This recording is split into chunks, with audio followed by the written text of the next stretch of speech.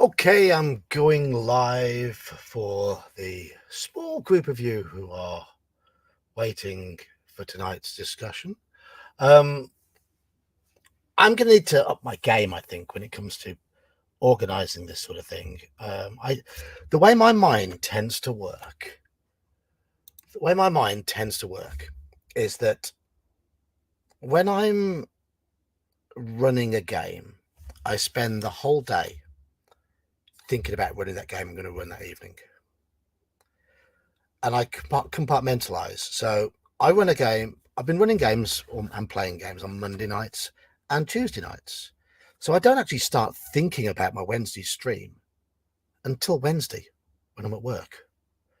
So I might have to just try and give this all a little bit more thought beforehand, because I'm not very good at doing that. Good afternoon, GM Cody. Hello, everybody who's in chat. I am joined by Iman, he's got visitors at the house at the moment. So Iman's just doing his family things before he joins us. And if anyone wants to join in tonight's discussion, then the link is in the usual place on the Discord, in the stream invites section. As it stands at the moment, we have a number of spare seats, because I only got the link up an hour before the stream starts because of my disorganized nature. In fact, I only really decided on the topic an hour and a half before the stream starts. So I hope you're all keeping well. I've played a few games since I last saw you all. On last night, we played Call of Cthulhu, and the party are still in Trieste. They've pretty much sorted out what they need to do. Oh, here comes Bear. Can't stay long. I've got a stream starting in about 45 minutes or so, but I want to come and talk about your little concept you got going on here today. Oh, no problem. Well, let's not waffle too much at the beginning then. Let's leave a bit of waffle for the middle of the stream. Mr. Iman as your only guest. I'm like, oh man, where's what's actually happened is so many people that have been on my streams regularly have got work commitments that are now interfering on Wednesdays. Elfbait's work meetings have been shifted to Wednesdays. Saxius is snowed under with a lot of work a lot of the time. I know Mage has been bouncing in and out various work tasks. I'm here. You're here. I'm here for a little bit, and then I got to go. What's your stream about later? Oh, I finally completed 100 songs. So I'm doing a full 100-song stream, and it's funny because I completed them, and then I went back and I fixed a couple that I wasn't happy with, and I re-recorded them and made them better. And then there's a couple that I just was like, no, these have to go. And I created 2 new ones to replace them, and they're really good. I tell you what, let's get this topic pounded in 45 minutes, and then we'll get over to your stream. No, you do you. But if you want to come by and hang out, you're more than welcome to once you're back. It's fine. I don't know how long this topic's going to take. Depends on how much input people have got. Well, I'm here doing it. Let's do it. Let's go. I mean, the title of the stream is First Person versus Third Person, Silly Voices and Description. Yeah. So, quick question to you then, Bear. How comfortable are you with players playing in the third person? So define the third person for me. Saying, my character does this. My character will ask the shopkeeper for a discount. Yeah. My character will look for traps. My character will attack the ghost. That sort of thing. I think I've made it pretty clear at this point to anybody who pays attention to me, which, why would you? And that I don't care. I believe all levels of role-playing are welcome at my table. And I've always used this example from the guy who says, I go to the bartender and I ask him if he's heard any rumors in the area about wizards. And I'll still role-play off and go, you want to know about wizards, mate? Well, let me tell you, I think I tell you, and I'll have fun with that. And at the same table, I'll have the person who goes, forsooth, innkeep, I am a great bard from beyond the lands, and I would wish verily to know from thee. I don't care. Yeah. As long as everybody's playing and having fun, I have no demand of skill level. I find it pretentious, arrogant, and obnoxious to inflict that on people. That's when I was younger, I was different. But I grew up, and when I grew up, I realized this game is for everybody. Yeah, I mean, I agree with you to a point where certainly if it's a game at your local at your home table with your mates, then it shouldn't matter. It really, really shouldn't matter. If it's a game that's done for other people's entertainment, going back a few streams where we talked about online games, then I think you need those taking part need to try and put on a bit more of a show. Well, okay, that I can agree on. That's better done. That's better done through first person.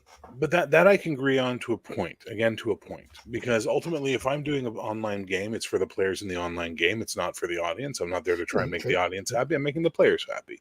But I would like the players make an effort to engage with the audience. That's why I'm a big fan of cameras on, not off, because I want to see your facial reactions. I want people to see you react when something bad happens. Yes, Iman, I'm taking a direct shot at you. You know, and I want people to be engaged, but at the same time, I would love to be able to showcase a third-person player in one of those games who is able to then, hey, Sax, then show everybody that you can have both styles at a table, and you don't have to be a cheertator about it. You can keep it as a cheerocracy, to use some, you know. Yeah. I mean, I will always.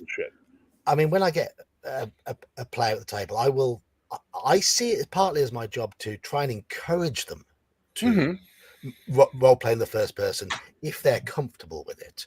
I will talk to them in the first person. I will as DM. I will role play to them in the first person. But if ultimately it's not what they want, then fine. I have never seen someone in a game playing third person with everybody else doing first person keep doing first person for third person for very long. For very long. I've seen them after a few sessions, they start trying. But if you've seen it, cool. I never have. Yeah. Hi, Sax. Yeah. Hello. We dive straight into the topic tonight, Sax, because you weren't here. You weren't here, and Bear's got another. He's doing his own stream in about 40 odd minutes. So yeah, go for it. Which getting Bear's opinions out of him, squeezing him for his opinions. Yeah, because I'm so reluctant to tell you what I think about that. But no, I mean, I've encountered a couple of players who will just they will stick to talking in the third person. Now, and I will always talk to them in the first person, but then I get to the point where I say, okay, now what will your character do now, and just encourage them. I mean, yes, I'll say to them like the witch turns to you, points a finger, and says, "You, my little pretty, do you have a firstborn child to give to me?" And that player will turn around and say, no, my character will say that he does not. So it is a little jarring, but at the end of the day, we're sat there having fun around the table. Well, my quick question is, before Sax tells us his opinion, are we role-playing a game to have fun, or are we doing theater sports? And we need to really figure out which one we're doing and let that be the priority, and anything else that comes after be gravy. Yeah. Nothing annoys me more than the well, why don't you show me how charismatic you are before you make that charisma roll? Really? Because I don't see asking the guy who's playing the super strong fighter to go pick up your fridge. I don't see the guy who's playing the dexterous character. I ask him to dodge some darts you just throw at his head. Can we stop forcing people? Like, I have a friend of mine. He is not an 18 intelligence. I've become more flexible on that. I've become more flexible on that over time. I used to like people to really sort of give me a good description of what they're doing and whatever. Now I see the benefit in getting them to roll, if there's a roll due, get them to say a basic of what they want to do. Yeah. Get them to roll, and then narrate them for them to narrate the results based on their own role. Sure. I've got one player who is quite good at doing that, where he'll see his result, and if it's really bad, he'll absolutely play into it, that he's absolutely screwed it up, and I think that's, if anything, that's my preferred way of doing it now, and that's something that has changed over the last year or two. Well, there you go. Same for me. Like, I used to be much more critical and much more difficult. But like I said, I grew up. Anyway, I want to hear what Sax thinks. What Well, Sax is preferred. Well, I tend to sort of go for a lot more of the third person.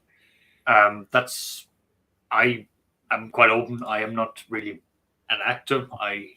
I'll switch to the first person whenever I sort of have to like do the interaction, but I am very much I stay in the third person where I try to describe the environment around it, and then if there is an engagement from the player, I'll then switch it over to the first person just for that scene. But otherwise, I try to sort of stay out of it. But that's just I what think I've most found. I think most DMing is done in the third person. I would agree. Apart from when it's time to role play as an NPC.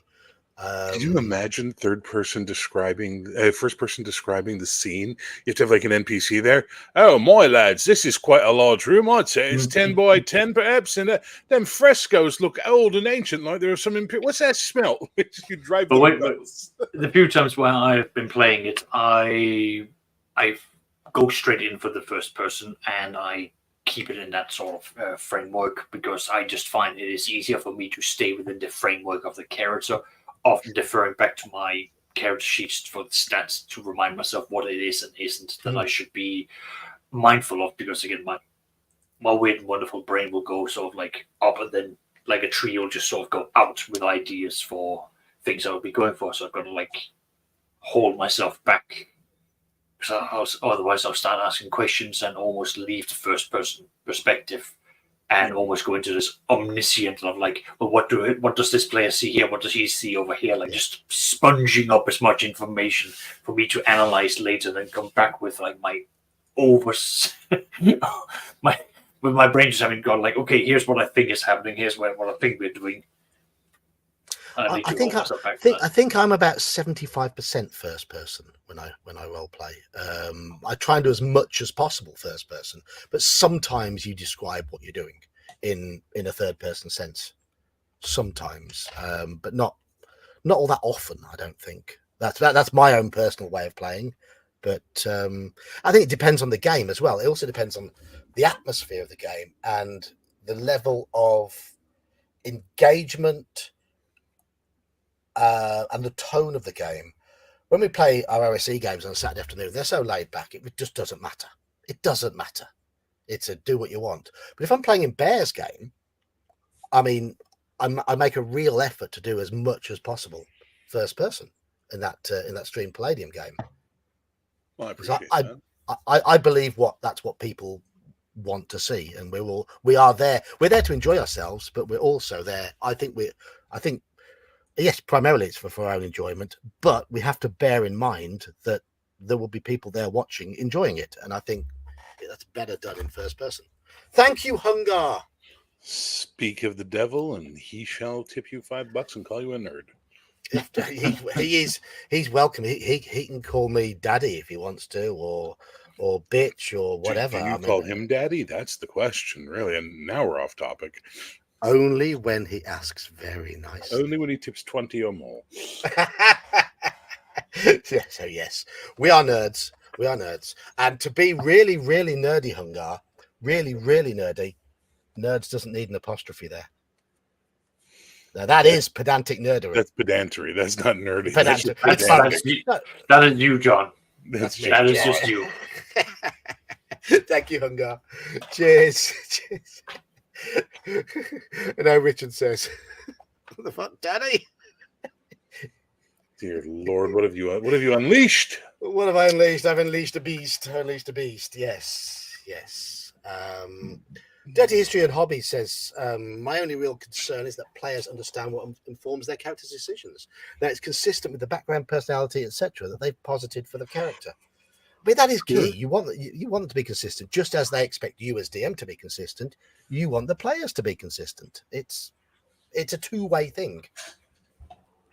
People think that when someone takes an egocentric stance in their character, and then they get sort of tetchy about something, that's bad role playing. But I counter that they are so deep into their character at that point in time that they've forgotten the line where they and their character separate, and that ego reaction is because they see that character as a real person in their subconscious.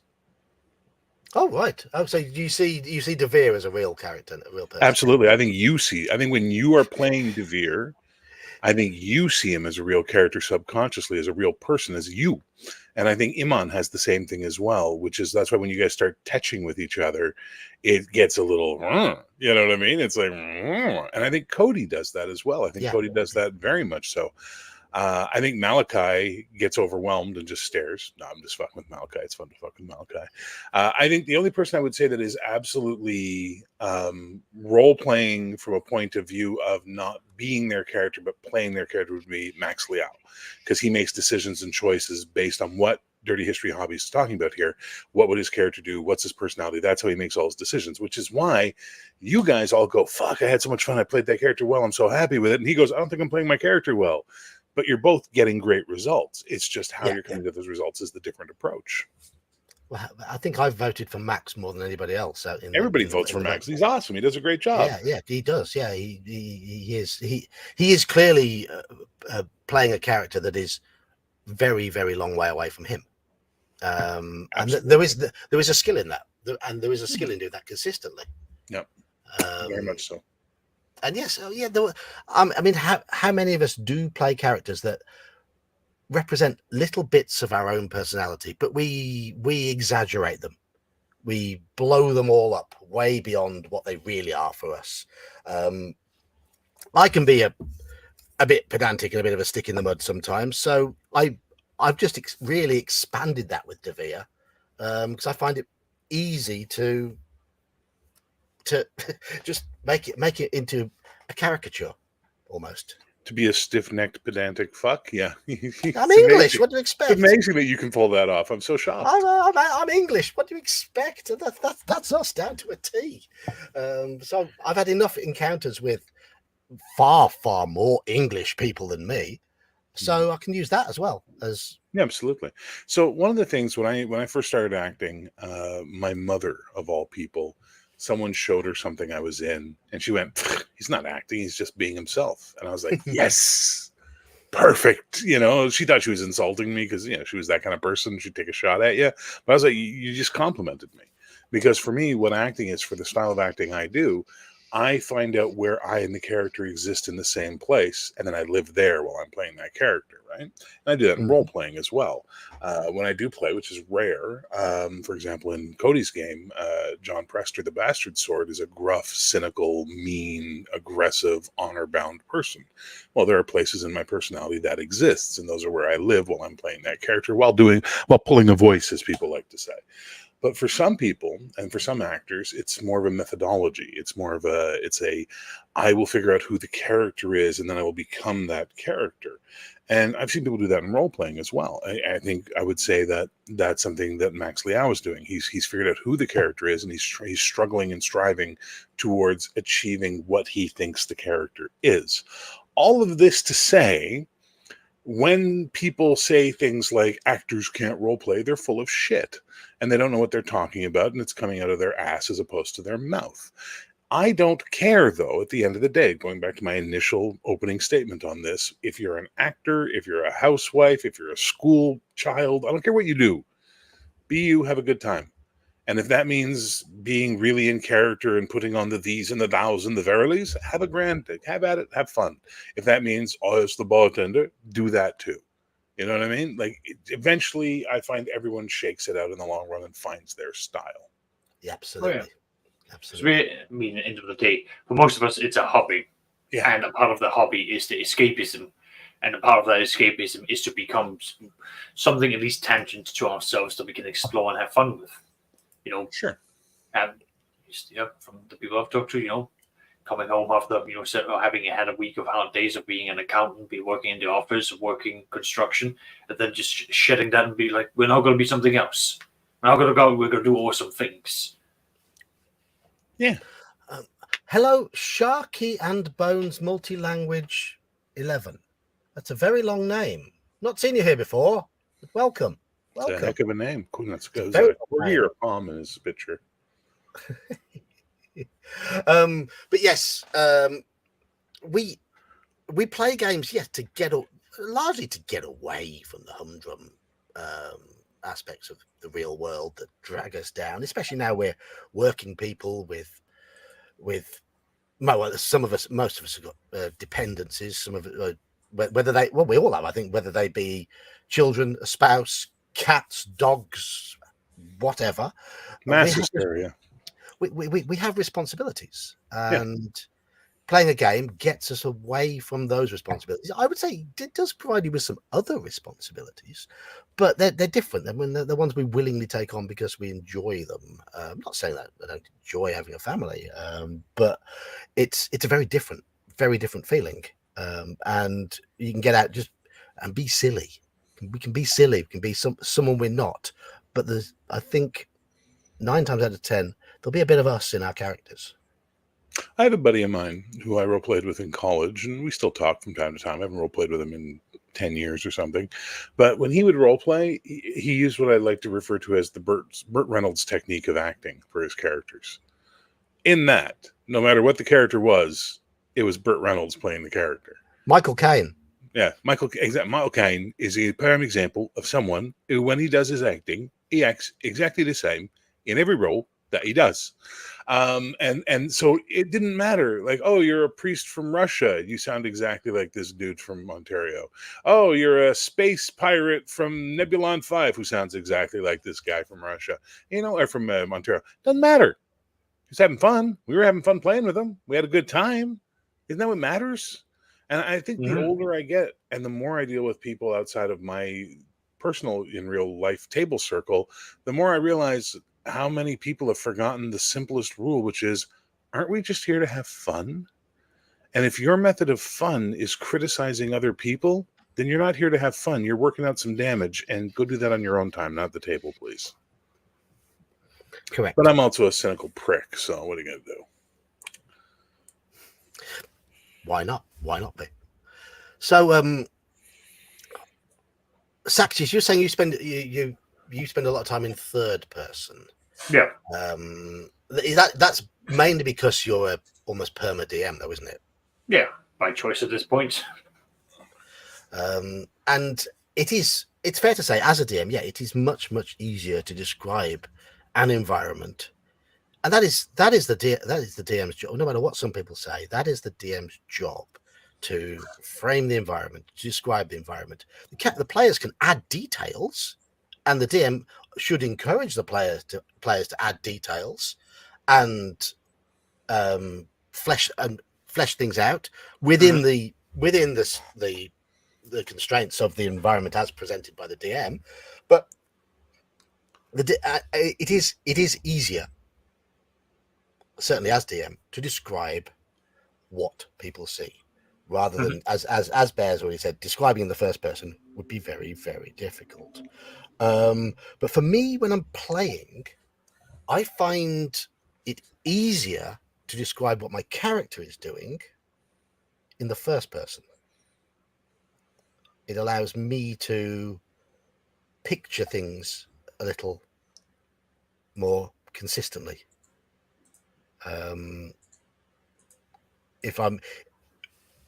like to be able to sort of, if I haven't got my camera on, sometimes I like to just close my eyes and think, what am I hearing?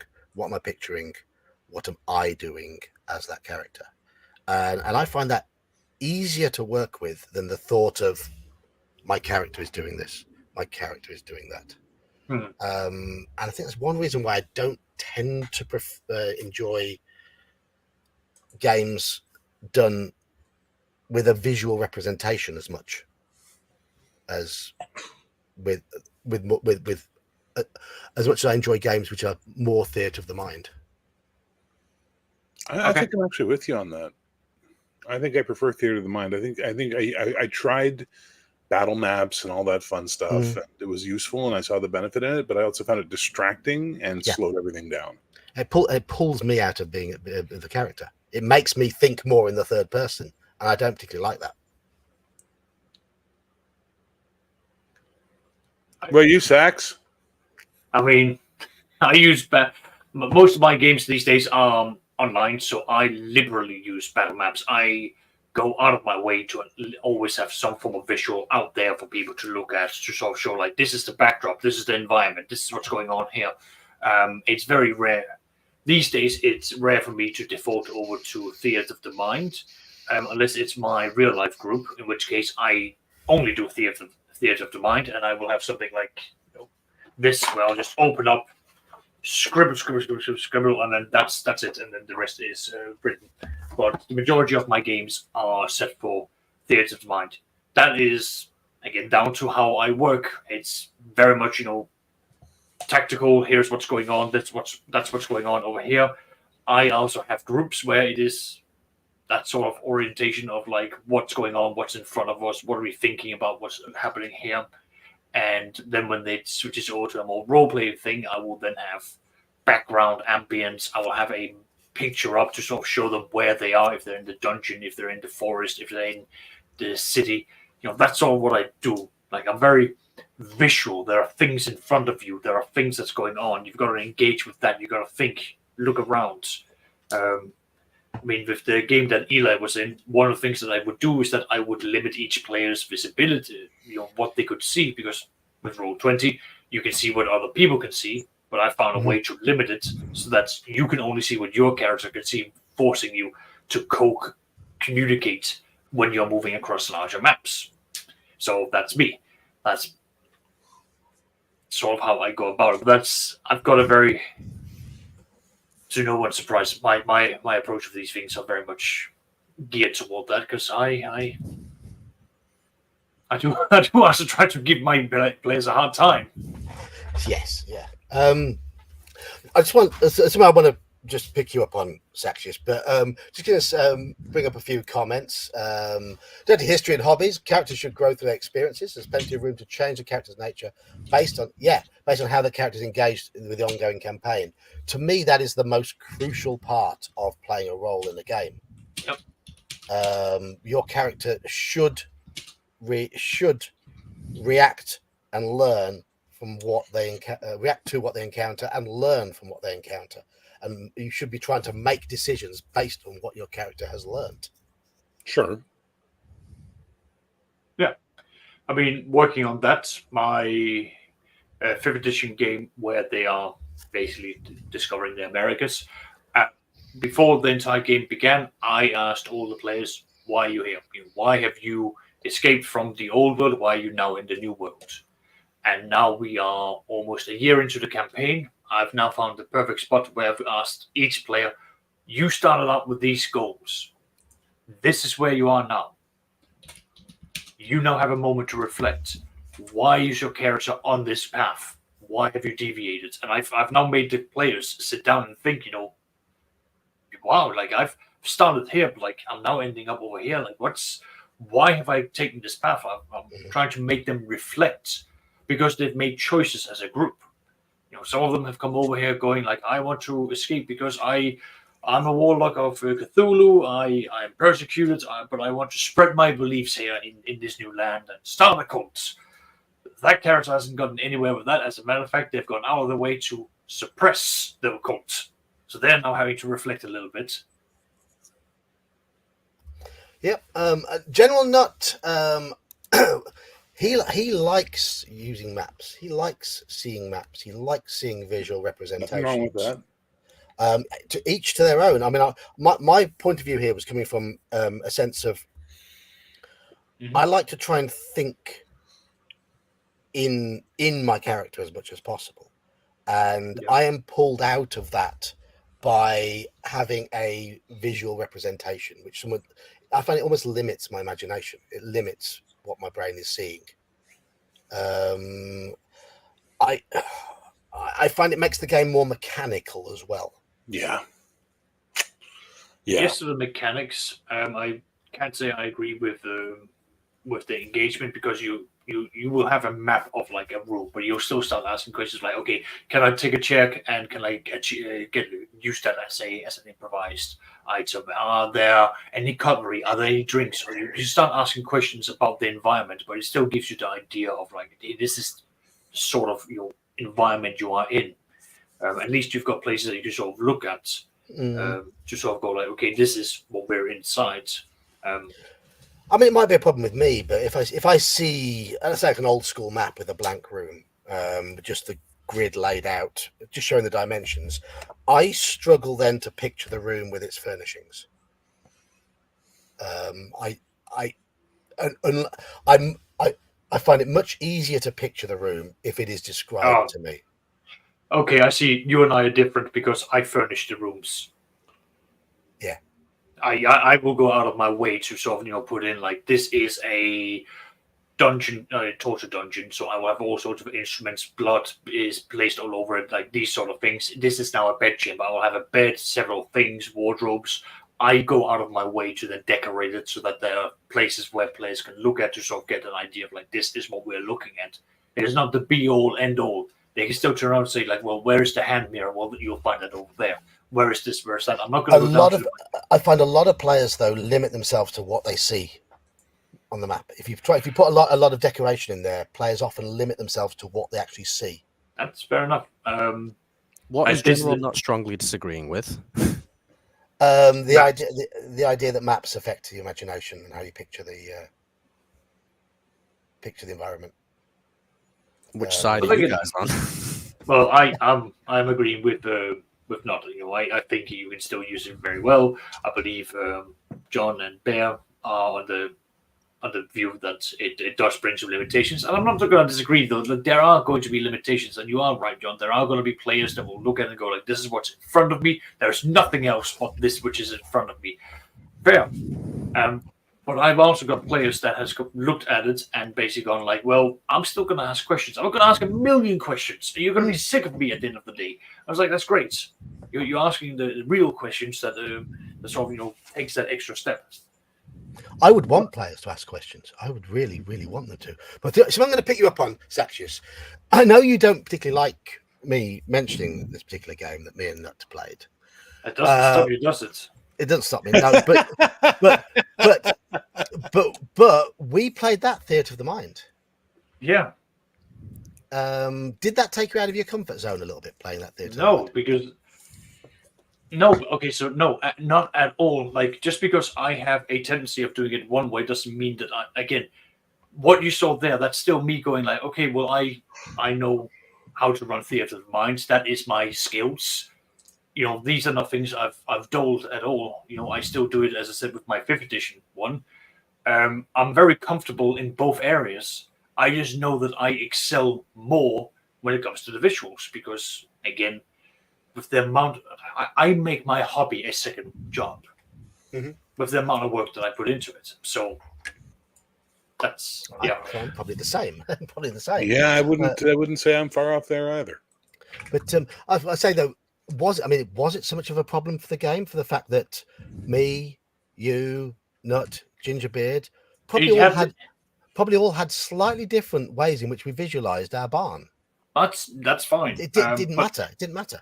No, but what it also did was that I had to be focused about where I was going to be taking you, because whereas in other games I'll be then going on some of the other map generators, I'll be generating a map of the city, I'll be going out of my way to do all of these things.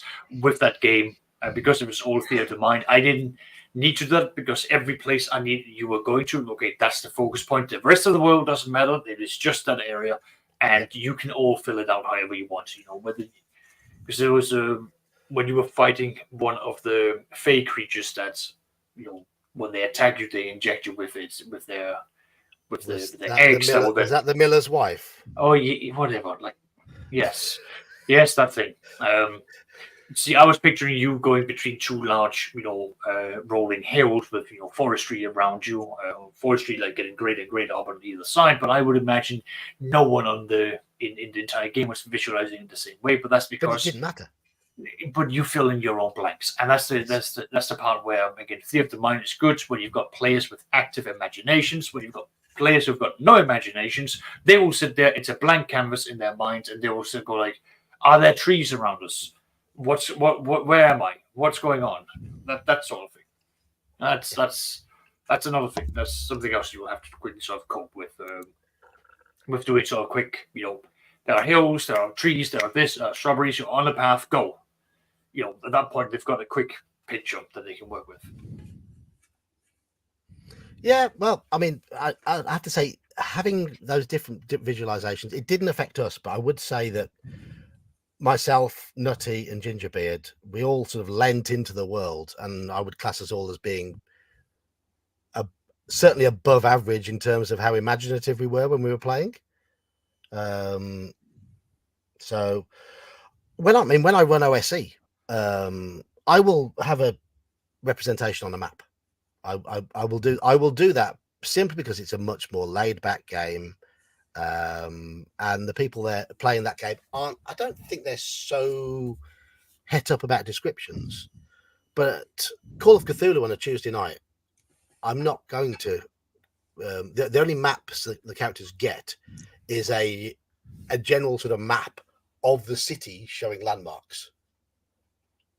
The locations themselves, it's up to them. It's up to me to describe it. And I am very much of the opinion that if they ask, like last night, for example, Andy said they wouldn't happen to have left an old oil lamp in this disused hotel, would they? I didn't know. So that was hinged on his character passing a luck roll. So he rolled a luck roll and he passed. Yeah, but a game like Call of Cthulhu actually suffers from a map, having a tactical map view. Yes, it does. Because at that point, like the game is not designed for you to sort of go like, okay, I go in here, I go in here. That will put so much stress on the DM, moving the monsters around, having the areas put in there. For someone like me, I've tried it. Yeah, tried it. Takes you out the moment as well. Exactly. So it's easier to do theater of the mind for games like that, where it is more about the atmosphere, which is what Call of Cthulhu is all about. Whereas if we focus on a game such as like Dungeons and Dragons, you can definitely go into the wargaming aspect of it. A game such as let's take sci-fi for example. With when you're going to be doing space events, when you're going to have for example a space battle. I've been in games where you've got the large grids. And you're moving around, having to do all of that. And I've been in other games where the DM just went like, no, you are all inside this spaceship. It is a submarine. I will tell you what you see because you cannot just open up a hatch and look outside. A window is a structural weakness, and you don't want that. So it's like, okay, we are beholden to what you tell us, and we are beholden to our roles and the equipment upon our junky, jury-rigged, half-stolen, half-borrowed, thirdly begged piece of crap that we were then trying to, fly through space and make a bug on. And that was great as well. With one of the players basically describing how his eyes were glued to the radar because at any moment we might have deviated off course and going into an asteroid field, and we were also in the middle of a battle. We couldn't take our eyes off that. Yeah. Yeah, that sounds good. So Iman has arrived. We need to say hello to Iman. Hello. No, Iman. apologies for the delay. Fucking taxi drivers, you know what they're like. No, what are they like? All right. Well, I have an elderly lady who's my friend who's in her 70s, right? So she can't walk very well. And the taxi driver decided to park all the way at the bottom of the street rather than outside my house. So I had to walk her all the way to the bottom. And obviously with a bad back and bad hips and everything, it took fucking forever. So when we got to the taxi, we were all understandably quite pissed off at him. So I said, just give him a 1-star rating on Uber. It's fine. Fair enough. But you're here now. I'm here. Yes. Yeah. What did I miss? Anything juicy? No, well, the general point of this stream is it's talking about how we role play, and the relative merits of first versus third person descriptions, and how it Have affects. we got into the topic that we discussed pre-stream before I had to disappear? Which one's that one? The first person versus third person role playing thing. Well, we've touched on it. We've touched on it. Hello, Kabuki Kid. Hello. So do you want me to tell these guys what I said to you? You can do, but actually, I'll come to you in a minute because we have got some more some more. I want to really get chat really involved tonight. Well, I'm going to go pretty soon, so I'd love to hear what Iman has to say real quick. Okay, go on then. Go on then. And then you get into the chat So- because I got to bounce and get ready. And I'm not calling him out if he's watching. It's just a difference in how we role play. But Manfred likes to say, my character's name will do this. My character's name will do that. Whereas I say, I will do this. I will do that. And I said to John that, in my opinion being the word, I don't think it's role playing if you're saying my character does this or my character does that, if you're not fulfilling the role yourself by putting yourself in his shoes and going, I will do this, I will do that. But again, there you go. And I disagreed with you, man, because You did. And I said we should save it for the stream. Yeah. Because okay. Yeah, I disagree with you on that one, young fellow. Go ahead. I'd like to hear your reasonings, that's all. My reasoning is this: as long as everybody's having fun, everybody's playing and engaging and at the table and they're playing the game, who gives a shit how they perform? As long as they're not being a distraction, a problem, or causing issues, I don't care. As long as they're playing, as long as they're having fun, right? That's what matters most to me. True. It's the collective experience, not the individual experience. The individual experience, sure, there are games where I go, wow, oh my God, that guy was such a great role player and he really drew me in. And yeah, sure. But there's also games where you know what? I can't believe you went up and called the princess what you called her. But the guy said, I'll go to the princess and I'll tell her she's a fanny patch. Whatever. You know what I mean? It's just, you take from it what you take from it. There's also the element of, well, if you say I'm going to do something versus my character's going to do something, then if I say my character's going to do something, that is definitely for the game. Whereas if I'm just talking, it might be seen as out of character. That's a different beast. That's out of game versus in-game talking. And there's a very simple rule that I'm bringing back in my live streams that I use at my house table, which is, if you don't tell me this is out of character before you say it, not after, before you say it, your character said it. Yeah. So like I did yesterday of that. In last night's session, John, I said, out of character, quickly, this is what I think. In character, I have no clue. Yeah, no, that's fine. But if you sit there and you go, oh, it's out of character. No. You wanted to say something, and after it came out of your mouth, you realized, oh crap, I'm going to get in a world of hurt for that. Now you're trying to backpedal it. Screw you. Right, okay. I might have to start implementing that into my own games. That's the thing. Honest. Like I said, I don't have a problem with either way of role playing. For me, it makes more sense to do it in first person. Does anyone else feel like Iman has upped his game when it comes to streaming all of a sudden? He sounds better. He's got a kaleidoscope background. I did this for you, Bear, actually. For me? For little old me? Oh, yeah, because you said, we had a little private chat outside of stream, and I said, did we? I don't know. I don't discuss private chats publicly. Well, that's all we need to know. But yeah, look, we had a little conversation, and I've got a temporary solution. So, well, I'm glad to see that it's working out better, because it'll certainly improve the experience for everybody all around. Speaking of experiences, and that's something I have a problem with on live stream role playing. I don't care if you're going to be third party, first party, or second party on your character descriptions. What I care about is if your camera's off during a game, because I don't know what you're doing. I don't know if you're paying attention, if you're rolling a joint, you're baking a pie. I don't know what the hell I you're absolutely am, but it doesn't mean I'm not paying attention. No, but you understand my point. My point is that when you're in the heat of the game, looking at someone's character like that is not conducive to seeing what they're doing. Oops. That's much better. That's much better. Except you're missing a finger yet, Tommy. I like at a tabletop, at a table with people at the seats, I've literally seen people communicate with looks, glances, reactions, But that's the part where I would always, encourage real life games, because you can there is so much more to that entire thing than you can ever get from the online version, with cameras and everything. And it's just different. I mean, one of my players has described, a game when they took them through Curse of Strahd, he went through a roller coaster of emotions, going from we're in control, oh no, we're out of control, we're in control, oh no, we're out of control, I don't know what's going on anymore. And that was just all because of the subtle cues that he was starting to see people were picking up on and giving each other, and he felt he was feeling like it was going great and it was going bad, and it was going good. That's all a part of it. And I used some physical communication in the game I ran at the con for you, didn't I, Iman? Yeah, I was just going to mention that. You could definitely tell the difference. You could feel that everyone was more engaged. And then on top of that, you can actually gauge their level of engagement because you can look at them and see, is this person enjoying it or are they receiving the information? And also, I was able, there was one bit where we had that sort of like fake seance sort of bit. And as he started talking, I tapped, I got you all to close your eyes. Oh, right. Yeah. Yeah. And look down. And then I tapped one of you on the hand to simulate him tapping you on the hand.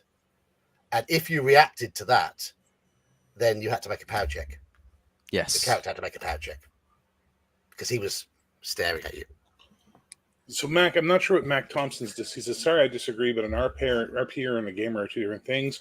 Not that either is wrong, and the question of someone's fun is notwithstanding, but the first person is a role player, the third person is a gamer, shrug tomato brown sauce. But what are you disagreeing with? Because we've all said that this is how we feel as well, is that there's no one right or wrong in this situation. It's just a matter of style.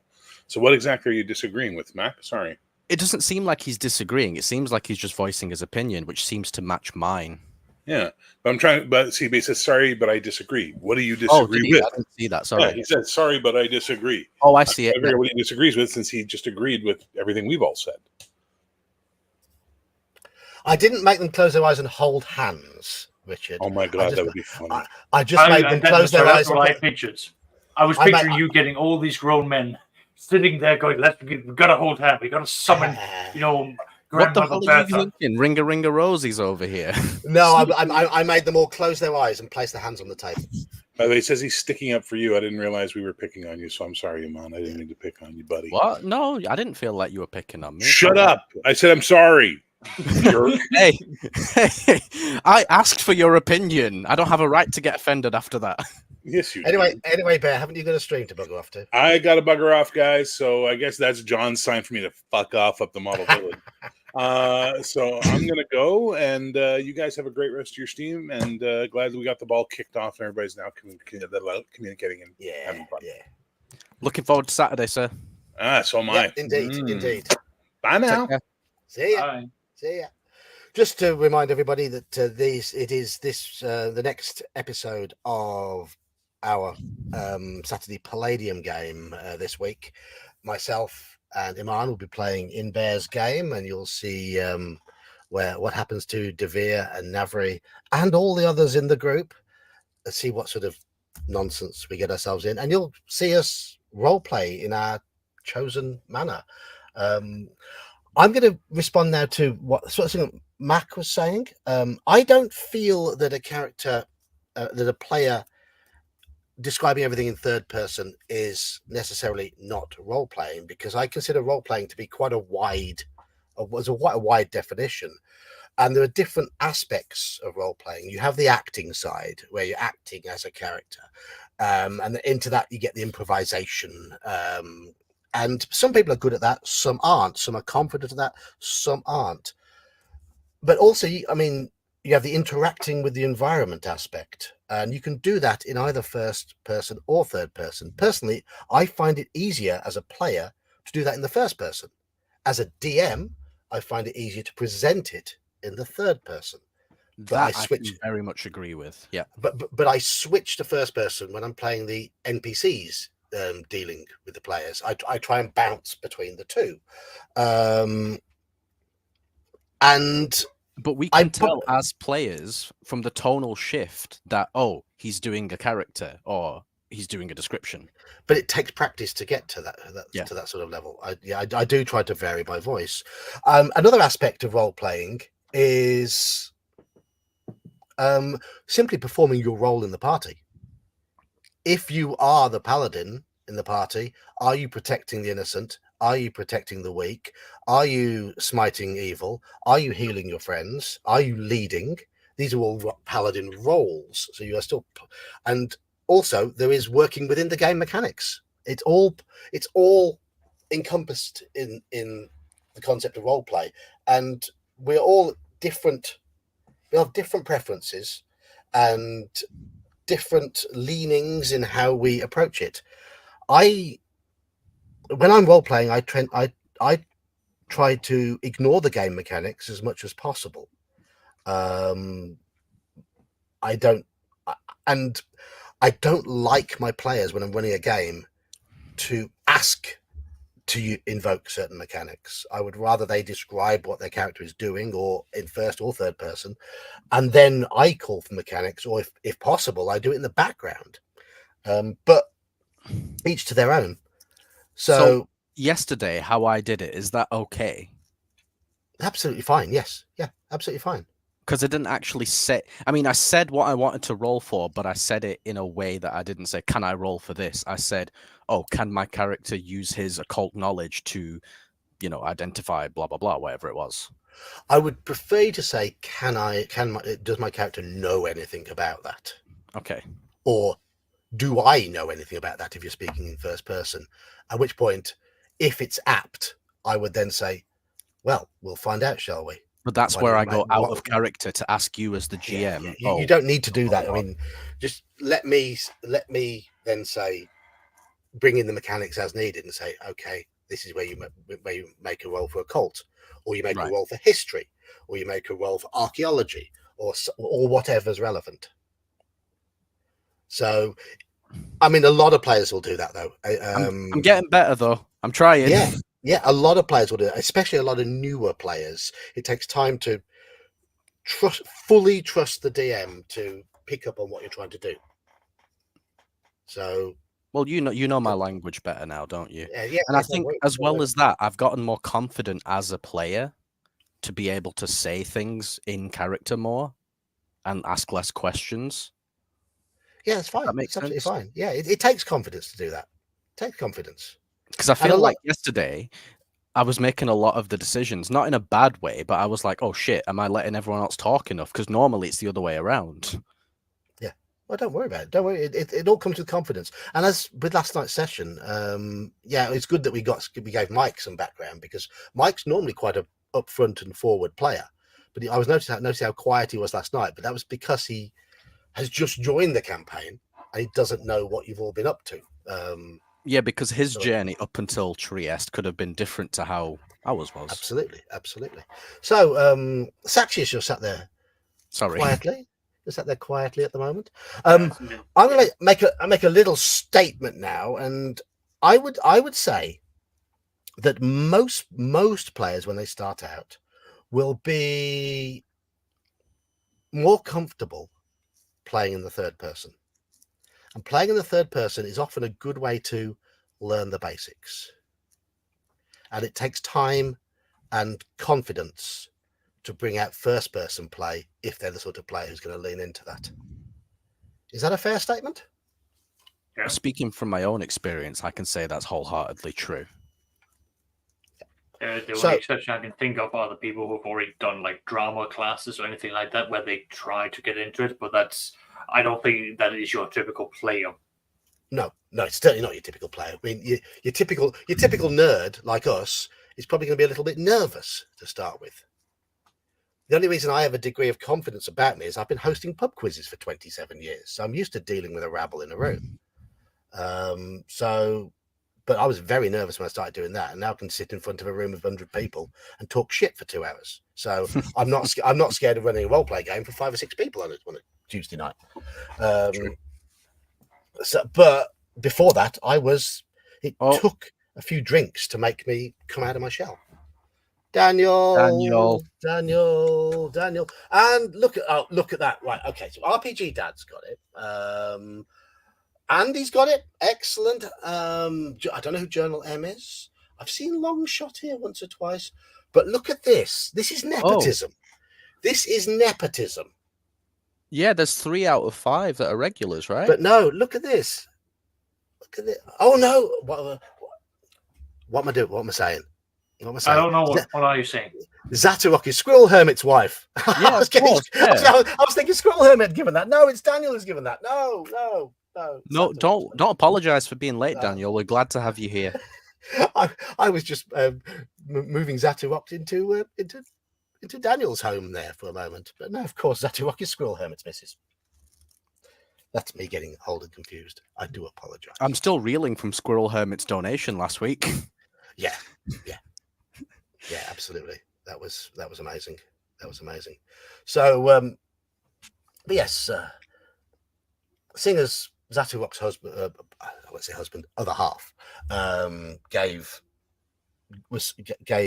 so generously on Friday, I'm glad Zatuok's got one of those. I'm glad.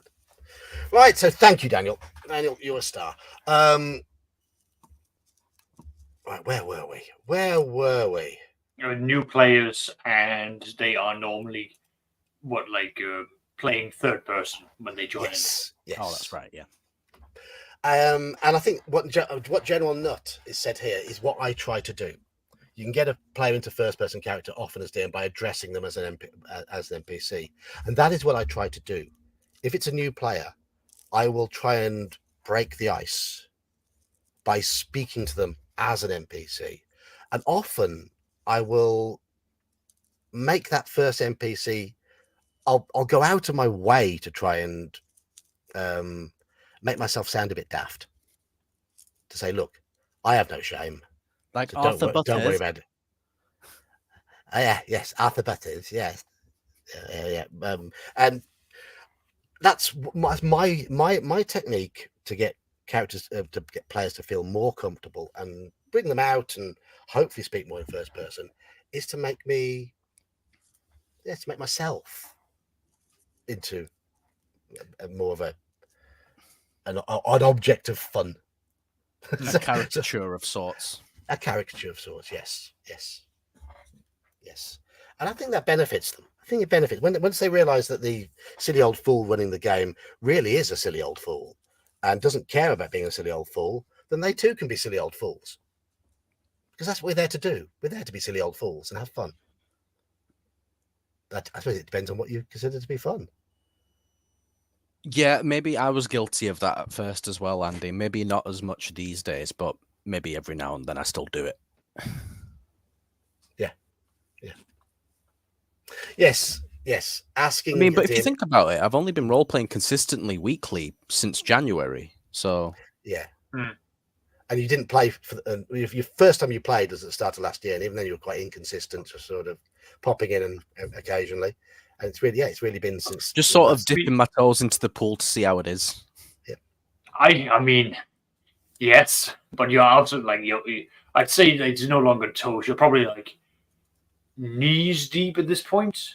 Yeah, because you're in Call of Cthulhu, OSE, like a bunch of other ones. So and Palladium as well. Yeah, Palladium. Like you're not exactly starting out where. But that's the thing. It was OSE at first, and then John was like, "Oh, I'm running a Call of Cthulhu campaign that could last an entire year." And at first, I was like, "Can I really commit to that? Do I really want to do that?" And now I'm like, "When's the next session? Damn it!" That's the way it should be. That's the way it should be. Yeah. But also, building on the whole thing of new players coming in, I encourage them to go for the third person. I even tell them before they get into the whole thing of making a voice, making a character, and all that, talk to me, Oscar. Talk to me and say, "Hey, here's what I want to try." And I will just go okay. What are the points you want to talk to them? How does this go about? Yeah. Because I will sit. I need to know all the rules. I will interpret the numbers. I will just sort of go what is your angle? How do you go about it? And there is another DM who does. His style is very good in the sense he tries to encourage people to describe things like it's a movie. And by you having that approach of it's a third person, that you're generating a scene. Some people find it easier of going well, I want to have this action scene where I approach it with this. This is what I want to go for. Blah blah blah. Easy peasy. A DM could just sort of go right. These are the actions. These are the roles. Bam. The rest of it is just lovely aesthetic. That makes the player feel engaged, and that's this is how I do it. I cut through a lot of the faff and go numbers, go. Yeah, but I mean, I see it as my role as DM to do as much of the number crunching for the players as possible. Yeah, all we have to do is roll a die every now and then. I mean, yeah. So new players, I agree with you, John. I want to take as much of that as way so that they won't get uncomfortable, so that they have fun, and then this get eased into it. There's going to be a point where I'm going to start shoving the responsibilities of their characters back to them, and that's usually at that point where I sort of have the cut-off times where I expect the players to be able to quickly look at their characters and go like, okay, here are my stats, here are my abilities, here's that. I know exactly which die to pick up, and I can roll. That's my expectation. I will hold your hand for a period, but there comes a point, usually after at least a year, you should be able to know what you're doing, and that's sort of where I sort of go like, okay, that's my expectation. If you play with me for a year, well, one that's you know what you signed up for, and that's your fault. Yes, he's on his second character already, so yeah. Second. Have you seen Andy losing his mind? I've been generous to this player then. Yeah, I know he's calming down, but it's Andy's turn now to be going berserk. Can you pin that comment up? Which one? The first one. No, what do you mean I need to win? Yeah, so we're in Trieste at the moment with the Bora blowing really, really cold. There's lots of snow, and Andy's just there basically wearing no clothes. Yeah. Hello, Lionel. Lovely. Yeah, because something has happened to him. No spoilers. No spoilers. No, Andy knows what's happened to him. But something's happened to him. I have a theory. I don't know if I'm correct though. You can mention your theory if you want. Oh no! If anyone else decides to play in this campaign, if you run it again at a future point, maybe it's better to say less. Okay. I mean, hell, I'd play in it again, even though I know what the fuck's going on, sort of. It would turn out differently. Yeah, exactly. Right, here we go. Dirty History is a hobby a while back. I flagged this because he's absolutely right. If you're not having fun, then why keep doing it? That's why I never took up self-flagellation as a hobby. I didn't enjoy the horsehair shirts. Absolutely. And Kabuki Kid, in some games like Paranoia, you always consider to be in character. And anything you say is in game. Only when you hold your character sheet over your head are you saying something out. Now, we didn't even have that. We didn't even have that. We had it. If you say anything at all, your character has said it. I have yet to actually. I think I've been in one attempt for a Paranoia game. I just ended up with the people wanting an excuse to drink, and I have never picked up on it since. Every sales pitch I've had about Paranoia has just been lovely, nothing. I'm just peeping my head over. Yeah. Yeah. Okay, you can stay down there. There's more coming. I tried to play Toon back in the 80s, but the problem for me was forced comedy doesn't work. What's Toon? It's a cartoon role-playing game. All right. And the whole idea is to try and make everybody laugh. But if you're given the job of making people laugh, it's much harder than it happens naturally. Yeah, it happens naturally. Yeah. Yeah, So, I don't think I'd be good at that. I mean, Toon might be funny if you've all had a gallon of ale. Well, I was about to say, like, from just quickly looking it up, that looks like a thing where it's like, okay, you are going to be well and truly into your drinks at that point by the time you're going to be playing this, because that's just like Bugs Bunny level of just shenanigans. Yeah. Big Chungus. I wasn't. I mean, to be honest, I wasn't a massive fan of it. I can understand that once in a while, after a load of beer, it might be a bit of fun. But when we were teenagers, it was just dull. It was really dull.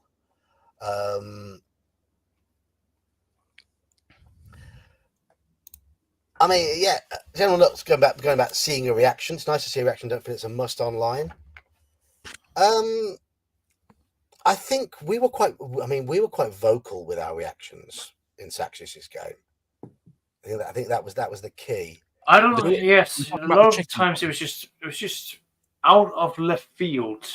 Just like me going like, let's just take the first like 3-4 sessions, anywhere from you guys going, okay, we're now going to a Viet Cong style sneak our way through the farmland into the privy, up through where he's having releasing himself, and immediately start stabbing him where you shouldn't, and just be going, okay, I am having to deal with this now.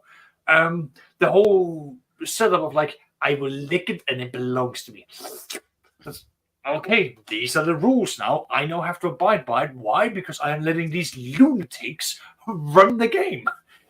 And I was chickens on heads and all that sort of stuff. Yeah, and you have splinters in your tongue. It's my barn. You can't have it. It's my barn. My barn. Exactly. And just again, by you making the rules, I was making you play consistently, and it was I think it was like, again, it took me like 4 sessions to sort of figure out like, how am I going to be playing you like a fiddle? You really gave me a run for my money there, but I did eventually get you more or less figured out, so I could start herding you like cats, just like a lot of catnip in the general direction to get you going. There was that one particular section where you got 3 or 4 solutions worked out in your head, but you never ever dreamt that we would try and break in, riding a automaton that was dressed in corpses to try and disguise it. No. No. I listen. I really do try to like think through, like, what are the different personalities like? How are you either cooperating, not cooperating, or how does that work to then get there? And again, that's so how it goes. And as generally saying, my reaction to these, I just came to a point where it's just like I got so frustrated. It was just like I needed to vent it out, which was just your enjoyment. Yes. I say, Mac, there's a lot of ways of learning regarding acting out the roles. For me, the fact that I do have, I'm mildly on the spectrum, and I wasn't diagnosed until my mid-40s, and I realized I'd been masking it all my life. So I'd been acting all my life, and I sort of realized that, and it sort of freed me up, if anything. Combine that with the fact that my side job is hosting pub quizzes. I've sat there with a microphone in my hand in front of, I think the most was 300 people in a room at a charity event, 8 or 9 people per table, sometimes 10 people per table, most of them drunk, and me trying to entertain them for 2 hours by asking them general knowledge questions, playing them music and all that sort of stuff. If you can do that, then you can run a role-playing game. I'll tell you that now. But there are lots of ways. There's lots of ways of practicing, and I can understand why some people find it difficult, because a lot of us do sort of, when I'm not out and about doing my thing, I shut myself in my attic the whole time. My family hardly ever see me. I'm just stuck up here, and if that had been my life, then I wouldn't have been comfortable, I suppose, with doing it. But hey ho. For me, I think what helped me the most is knowing the players that I'm playing with and their levels of not just expectation, but like sort of how willing they are to have a laugh and how serious they're going to take it at the same time. So with our Call of Cthulhu sessions, I was still trying to gauge everything at first, whereas now I know everyone quite well, and we all bounce off each other really, really well as well. Oh, sorry, I'm getting a call. One sec. It's all right. I think this is a fair point from Dirty History and Hobbies. Some people use third person so that other players know that they're trying to have their character express something. But I think the counter to that is when most of the other people at the table are describing what they're doing in first person, it can then be a little bit jarring. What, when the one person does third and the rest does first? Yeah, it can be a little bit. It takes a little bit of getting used to. Yeah, but like, I say it depends on the tone of the game, though. But also depends on the player. If he's brand new, leave him alone. If it's someone who has developed that this is their style, leave them alone. Like, I think we've already kind of covered that with what Bear was saying. End of the day, you're here to have fun for it. Yeah, and of course. I would put that, like, in an odd way. What's it called? In another way, it's also time for us for the players to sort of go like, okay, this person's doing it that way. That's cool. Like, but you've then got to still keep yourself immersed. That's your job. If you're getting distracted out of that, that's kind of on you. Like, I used to have a hard time seeing like how it is the one person who has got a different style's fault for breaking someone else's. But end of the day, we're all getting immersed in our own way.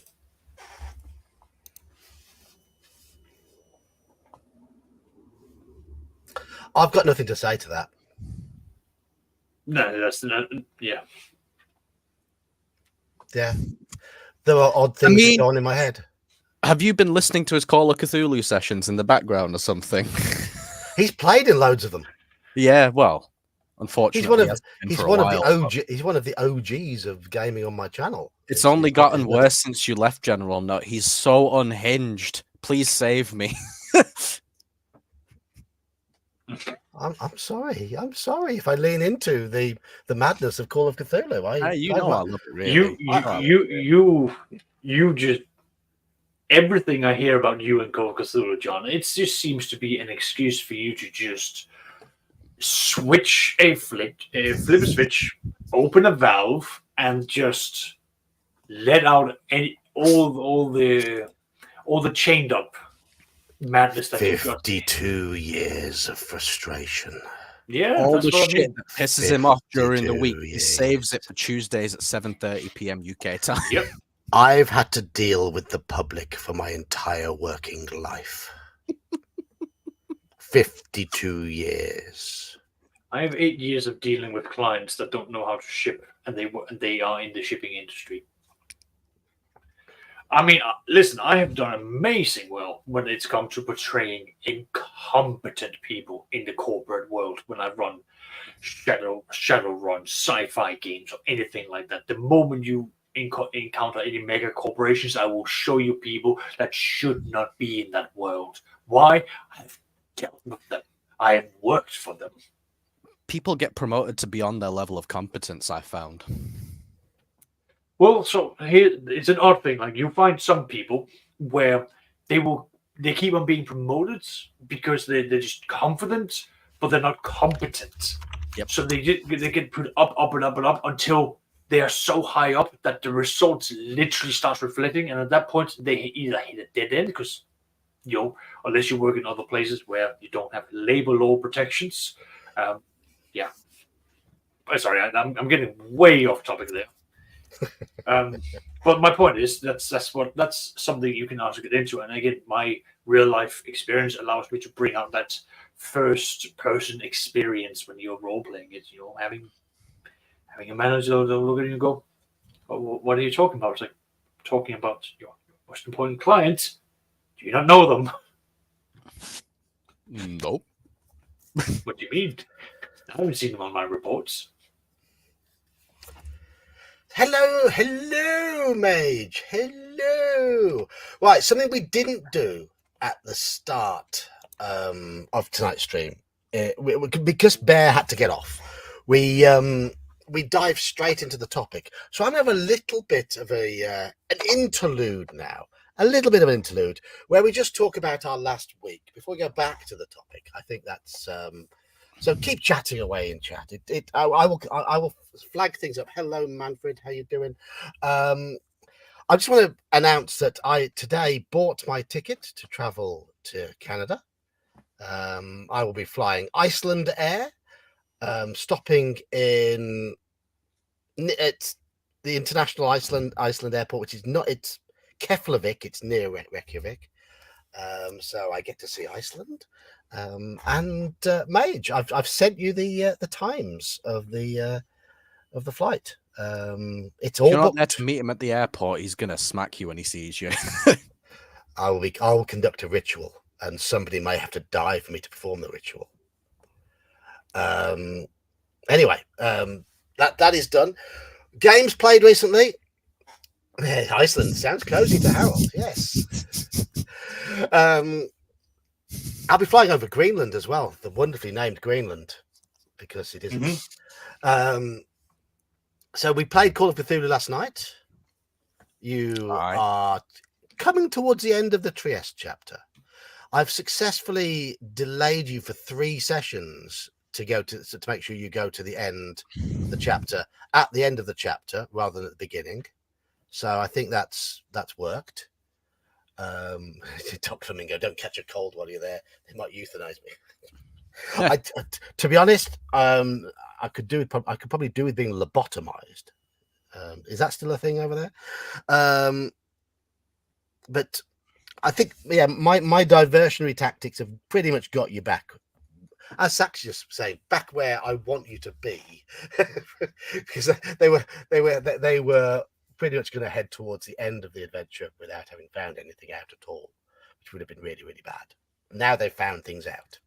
Well, we didn't know that, did we? Still going to be, no, you didn't. I had to make sure you know that. So I had to sort of divert you and delay you, and that's worked. So it's going well. It's going well. What did we play on Saturday night? It's Merp, wasn't it? OSE and Merp, yeah. Didn't play OSE on Saturday afternoon because I was too busy. Oh, no, that's right, yeah. Played Merp on Saturday night, and they're coming up with plans of trying to take out the occupants of a warehouse. Oh, God. And they spent the whole session planning. Whole session planning. Would you call that planning? No, I don't know. It was more like no one could decide what to do, and everyone just did their own thing and kept an eye on everyone else. Oh yes, it was absolutely. It was the blind leading the blind. But I thought it was fun. Manfred's here; he can talk about it a bit as well if he wants. So, Saxis, have you played any games recently? Yes, I have. Go on, then. I am taught. Well, my second edition group surprising me, they have thrown me into the absolute deep end. They are focusing, and they're going to be taking on the Lich that is focusing on demonology. And all they're really doing is just wizards sitting down going, right, we're now going to be learning this, and this spell, which has now eaten up a whole bunch of weeks of them just going, learn this, leaving the fighter and the cleric to prepare their forces. So we had this sort of impromptu, like, chill game, where they gathered up forces, made more allies, and yeah, that's it. It's easy enough. It's now sort of lit a fire underneath my butt, because I now got to, because I expected them to take another couple of months to get into this point. So I've now got to go, okay, everything I was planning here, cut that out, straight to the end game. Maps, monsters, all of these other things is now going to be made up on the tokens, on the maps. So I got to get focused for the next coming weekends. Outside of that, I have my 5th edition game, and that is, we had 2 players who couldn't make it, so we had more of a, it was supposed to be a shopping session. However, it ended up with the players exploring the city of the Water Genasi, people of the elemental plane of water, and they made an inadvertent ally, a bureaucrat who found out that the players were adventurous and basically said, I want to come with you. I was like, but we are 5th level. We are going hunting after dangerous people. What do you, a lowly turtle man, have that you want to do here? I have determination. It's like, really? Why? It's like, I've spent 10 years of my 50-year life doing paperwork. 20% of my life has been wasted. I seek purpose, and I will not find it in this city. In a short way, and the players just went, he's coming with us now. This is the most important person of this entire team. We must get him adventure. Right, yeah. Make sure he has a good time with what he's got left. So yeah, no, definitely. So that was a lot of fun. And there was great interaction between players, because one player genuinely was sitting there like, he will die. He will not survive. Yeah. Whose blood will that fall on? They will not be my hands, and I am the grave cleric. I am. Is- I will. I will try to Is he save him. is he like a 2 hit point commoner with a club? So he is a first level. I'm going to make him a first level artificer, but specifically with the orientation towards he makes potions. He has an interest in herbalism and in alchemical compounds. I Because know he's someone else who has an interest in herbs. Oh, was it my character from Call of Cthulhu, Dr. Herb Inhaler? Yeah, but I'm pointing at you as well. So yes, but yeah, I mean that's that sort of character will have a role in the party. Will play a role in the party. Yeah, no, it was good. That was a lot of fun. So that's what I've been up to, and I am preparing for a one shot at the end of the month. Where I've got my real life group. They wanted to do something different. They said that they want to try Invincible or The Boys, so I'm gonna run them a one shot of Heroic. Oh, Oh, there you go. There you go. All right. Yeah. Does Bear know? Bear does know, yes, and once I'm done with that, I will give him feedback on how it went and what went down. I'm gonna have to be very loose with the rules. The players have got no idea how how heroic runs, and I will need to be able to give them a crash course in like 15 minutes, and then I've got to like make sure it's loose enough for them to like go. You Because can if I do can that. convince them, sorry. It's based on the Marvel superhero phase rip system, isn't it? And So you are you're sitting with players who've only done D&D. it's easy though. It's so easy. You say I spent some time getting my head around it until I figure out how that goes. But again, I got to get their head around it. It is not D&D mentality. It's a very different clockwork. So, yeah. So I'm set up for that. 3 out of 4 characters are properly finished, and then I'll be running some simulations to make sure that they are at least competent in what they need to be competent in. Are these the 5th edition players who should be used to playing superheroes? Yeah. Yeah. So there you go. Yeah. If they come from 5th edition, they'll I mean, yeah. I mean, hell, like they're what, like level 14 at this point. Like they are basically superheroes. Yeah. But the trauma of being in Ravenloft has taught them to never underestimate what I will throw at them. So it's going to be a dark heroic game then. Yeah. I'm gonna keep it to like a certain level of dark, yes, but there are certain topics from Invincible and The Boys that I just will not touch. Like, yes, there can be gore, yes, there can be death, that's fine. But there are other topics I won't go into.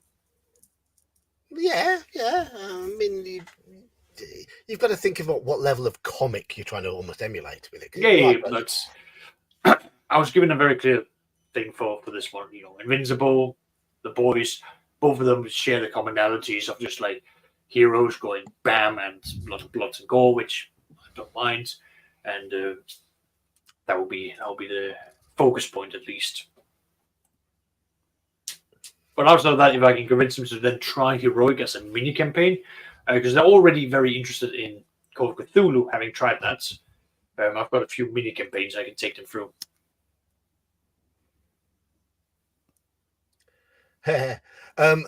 I did pick up. Doc Flamingo said this a while back about me, and I don't fit well into hierarchical workplace systems. I'm a bit of a sod. I argue. I ask why. My brain needs to know why.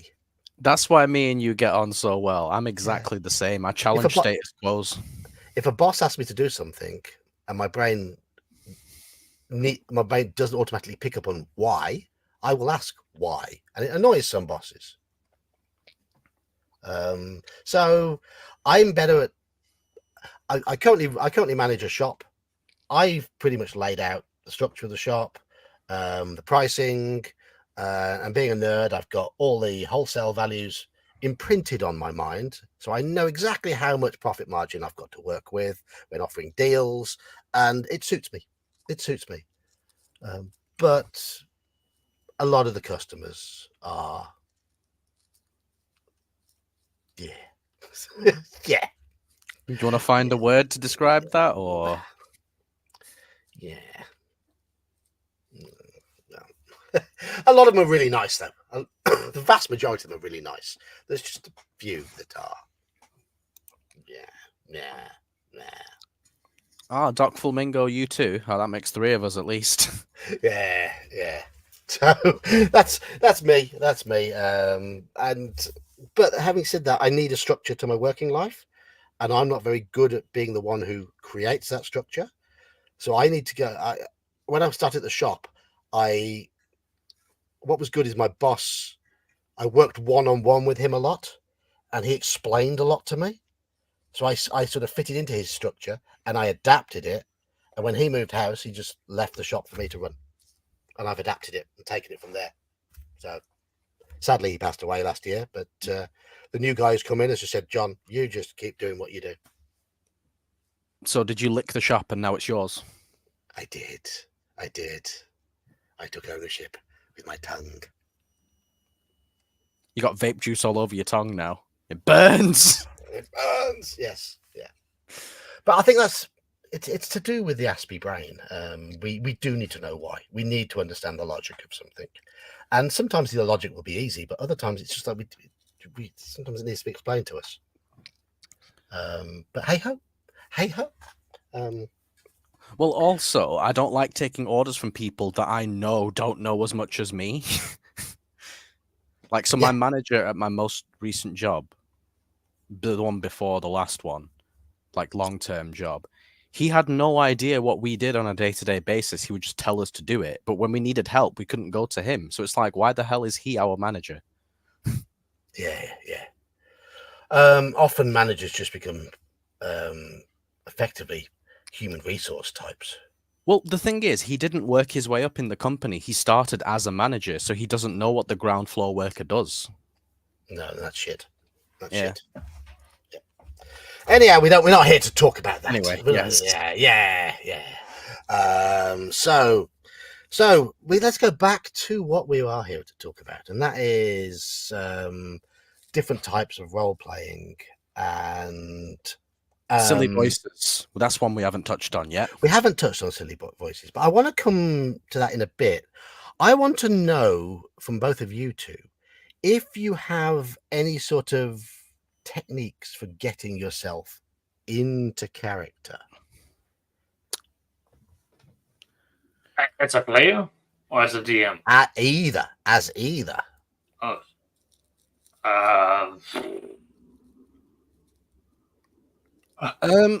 I think for me personally, the more experiences my character has gone through gives me more to work with that character. So like my previous character in Call of Cthulhu is dead. So I don't roleplay that way anymore. I now roleplay as the character who I am now, who is slightly different. He's got a bit more of a feisty personality and doesn't take as much shit, and he's a bit more strong mentally. Yeah.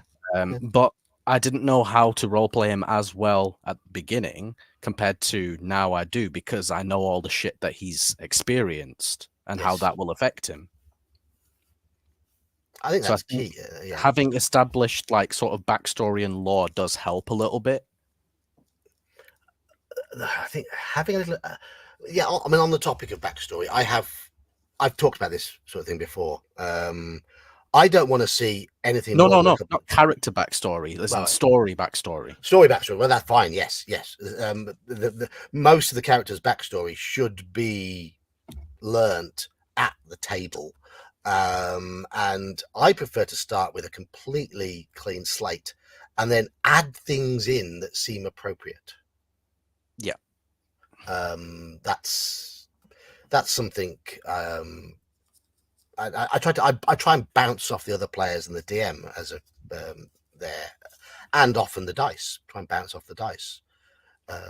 So yesterday, for example, my character got really, really cold, didn't he? So I was role playing as though I was really shivering. Yeah, and you were doing that with the. We'll come to that with silly voices in a bit. But yes, you fucking cold. Yep. Yep. Yeah, your character. Which I wouldn't have had the confidence to do. I had the ability to do that, but the confidence to do it is a whole other thing. What cold? What cold? Absolutely, Andy. What cold? It's not cold at all. It's only about minus 15 degrees. So when I was saying that I mean, I played the part of quite a twisted, dark necromancer for a while. And you probably think, oh, that's just you, John. That's just you. You do with Call of Cthulhu. But this was the really first time I really played a character that had a darkness to his personality. And I hadn't run much Call of Cthulhu at that point. And I used to listen to a lot of 80s goth music in the journey on the way there to get my mind into blackness. That doesn't surprise me at all. Yeah. Yeah. It's a bit of method acting, but I will say that there were aspects of that character's personality that were me. He was a pedant, and he had some odd thoughts and odd beliefs, and that was it. But I really, really did exaggerate them. Really exaggerate them. Saxis, anything you do? I mean, it depends on the game, though. Do you just improvise it? Well, again, it depends on like what's the game like, what's the setup for it. So for a typical sort of like D&D game, if we're starting level 1, I'm a peasant. I'm just here for usually I'm there to do something or try to make a name for myself, and then I just sort of go from there. If it's something where it's like, okay, we're starting out with a few levels or what have you, then okay, gotta have a little bit like reason for where I came from, things being built up. Whereas a game such as Vampire the Masquerade, I've had to go very overboard to sort of create it, because it's not just a character, it's a person. Who was he before he died? What happened why was he picked to be a vampire? What happened when he was initiated? All these other things, like these are things that are then built in. So it depends on what's the setup for the game. What's the setting for it? How much input does the game need from me? Because then I try to match that. If it's a low beer and chips, I won't make anything. If it's a high stakes courtly drama, Pendragon is a great one, where knowing the backgrounds of each knight and lady in the court was actually quite key, because they all had different reasons why they were there, different motivations. So I put in the effort for the characters that I believe that the game requires. And when I mean game, I mean like the game system, what we're trying to get out of it. If this makes any sense. Doc, were they ex-wives by any chance? Yes. Cthulhu hath no fury like a woman scorned. So what's, in terms of pushing yourself, when you've been a player, what's the character that's been most unlike you? What's the furthest from your own personality that you've gone? I don't know. I don't remember that many of my characters, to be honest. I haven't played for that long. Most of the NPCs that are in my games, they are, I don't know, bits and pieces that might be of myself, but I don't remember many characters that really went that far out. Iman? In terms of characters that I've created, I can't really say any of them are that far away from me, but the NPC that I played in the recent OSE sessions, Dork, that is very far away from me. He is now. I'm not necessarily the spelunking type. You know what I mean? Like, I don't mind loot, but that's not the thing that interests me in stuff like this. The character that's probably the furthest from me that I've created was probably Pustule. It sounds exactly like you. Don't know what you're on about. No, I'm joking. Go on, why? That was the goblin in Saxius's game. Oh, was that his name? Right. Yeah. Okay. Pustule, Okay. yeah. Pustule. Yeah. Why does fucking hell? Yeah. Oh, speaking of, I wanted to show you as well. This is the chicken hat that you can get in Metal Gear Solid 5. I don't know if you guys can see it. no, It's a guy wearing a chicken on his head, and it makes him basically invisible to enemies from 100 feet away. yes, yes. But no, that I'd say Pustule is probably the furthest I've ever sort of pushed myself away from me. Wait, John, if I send it to you, can you share it on the screen? I could try. Simply because we were genuinely trying to play the part of creatures that just didn't understand, have any form of conscience, lived in a completely different world to humans. Yeah, but it was very different. Like, it was a completely different psyche as well. The whole idea of like you don't have personal, what's it called? No personal space, no personal. No, yeah, exactly. No personal space. You've got obscure and very arcane rules. Some of them even draconian with the whole like I've got to lick this, or like every time I kill someone, I take their genitals. Things like that. That these sort of setups were things that made the goblins stand out so uniquely. I mean, they're meant to be comedic relief in the game, or even sad, because you look at them and go like, you live in this sewer, or you live in these castaway places, and you're happy about it, and you're rejected by your fake queen. You shouldn't be happy. And then you've got groups like you, John, and General Nuts, where it's just like, we are the happiest people on earth. We have got a job. You work below minimum wage. We are happy. We can sleep in the barn. We've got a community. It's fantastic. It's like, General Nut, why do you want to forget your goblin? I think your goblin was wonderful. Our goblins were lovely. Oh, I can't remember. Oh, Harry. Yeah. Who was Harry? Hairy Pustule. What else? I was Pustule. It was Harry. What was Ginger? And then we had the pheasants. The pheasant, yes, the pheasant. That's Gingerbeard's one. Yeah, I've sent them to you on Discord, John. I don't know if you can share them. The pheasant was a goblin who wore a parrot suit. What? There we go. I remember you playing that narcissistic camera hog. Yes, that would. Yeah, that's fun. Yeah. But you did a decent job there, Nutty. And it's that's, for me, that's the point of short campaigns and one shots, to try and play something that's very, very different. It's very odd to really test yourself. It was a game of Shadow of the Demon Lord. Shadow of the Demon Lord, yeah. Yeah. But yeah, I can imagine it being like a 70s punk band. Yeah, we were the Stooges, Iggy's Stooges. But anyway, let's have a look. You've sent me a thing, have you, Iman? Yeah, it was just a chicken hat thing. When you were describing it, this is the mental image that popped into my head. Okay. I know you guys were wearing actual chickens on your heads. Okay. Let's get this image shared. You got a front profile and a side profile. I'm only showing the front profile, but that's fine.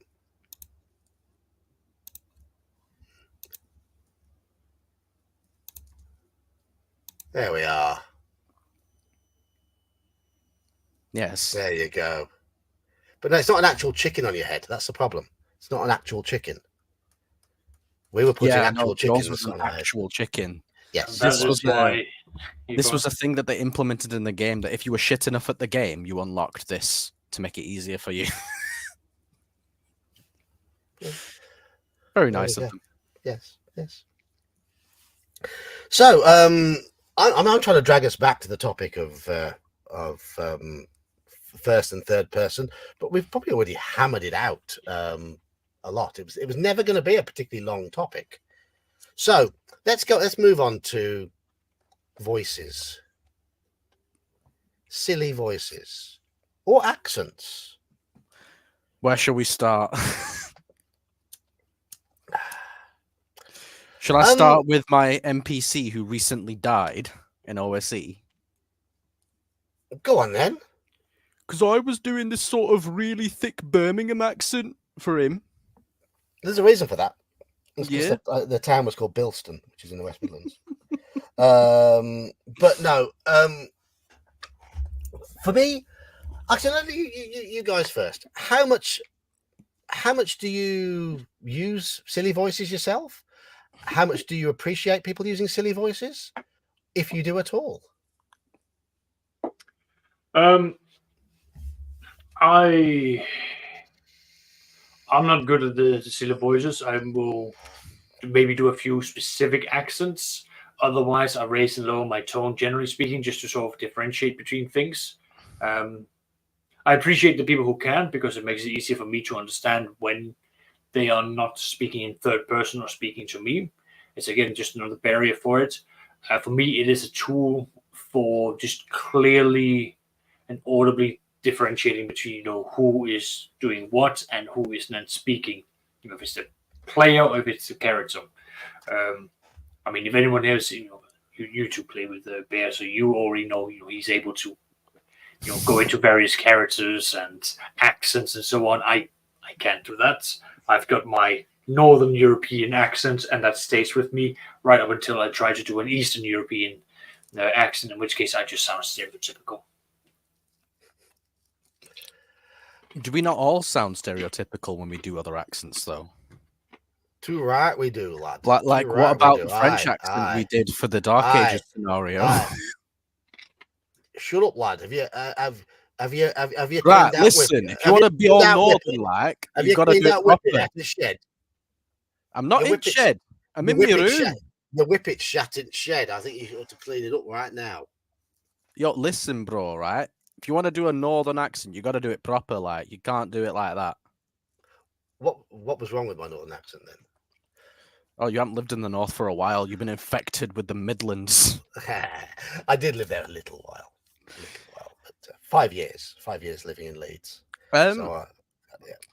I don't know. I think accents and voices, funny voices, are things that I do in my day-to-day life anyway. So for me, doing that in character is not really that difficult. It's annoying because when I'm in character, there's only one voice that I can do for that character because he's a certain way. But I'd like to be able to do various different things. So when I eventually do DM or GM something, I'm sure I'm going to have a lot of fun with that. Yeah, it is. It's something to have fun with.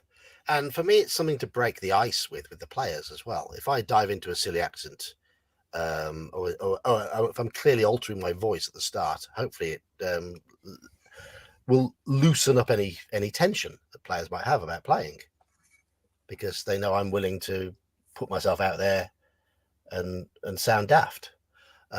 Mage, Slavic, Scottish, and Cockney. Yeah. Oh yeah. Do you know what? Some good old Scottish in there is always good. I'm terrible with that. I could do less of Cockney though. Cockney sort of grates my ears a little bit. I find it hard to do them to order.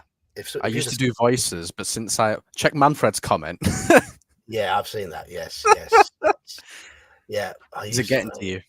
I used to do voices, but since I've been playing in John's Call of Cthulhu game, I've been hearing them. Good. Good. Oh, speaking of, I was reading some of Andy's notes yesterday that he sent us in the Discord, and I particularly liked the bit where it was just like, you hear the black shirts going, no, and then Fenelic, yes. That was so fucking funny. Yeah. Yes. Your Fenelic voice is definitely one that I'm gonna use like in my future games if I ever like run something, because that I have to. It's too perfect not to use. You like my Fenelic voice, do you? It is Satan. You like it. You like it a lot. No, please. Leave me alone. Wait, no, that wasn't in Paris, was it? Please sit down. Please sit down. I'm not going to hurt. This will not hurt at all. Are these been bothering you? So again, using this as an example, it's an easy way for you to then, again, set the mood. Yeah. And the ambience. Set all that in. So if you're able to do it, yes, it's a great thing. But you've got to be, again, you've got to be confident as a DM and as a player to to do it, and in an odd way, at least for me as a DM, I use it in order to sort of like establish, like, no, I am talking now. There is something going on, and then depending on the groups, it will succeed or not. My Saturday group, I have quickly identified that I have got players that will go, no, I don't care. You might be monologuing, but I'm taking actions. Go, go, go, and then they will try and turn the table and do a surprise round at whoever is trying to say anything. So I don't bother with them. There is no monologues. There are surprise rounds, and then attacks because they're not interested. And in my real life group, they enjoy it. They have on several occasions just gone like, "Oh, it's Strahd. There's going to be a really cool bad guy or bad villain entry," and then I've gone into that, and they've been like, "Oh, but I've had players literally comment, and he is so cool." When Strahd has made his entrance of like walking down invisible stairs as he's observed them just fight and kill a character that they met in session 1 that's now returned as a vampire spawn, and they're having to process the emotional grief of their actions having consequences. Have you tried to make Strahd Slavic though? Yes. Go on. I'm going to put you on the spot now. Let's hear your Strahd. Is that canonically what he's supposed to be? Well, he is supposed to be like inspired by a Romanian. So let me see. I'm trying to find the voice now, but it's busy. Put you on the spot. Well, yeah, but like it's hard. But I'm not an actor, and I've said it over and over. Like, I don't do this like on demand. It's a thing where I build up into it.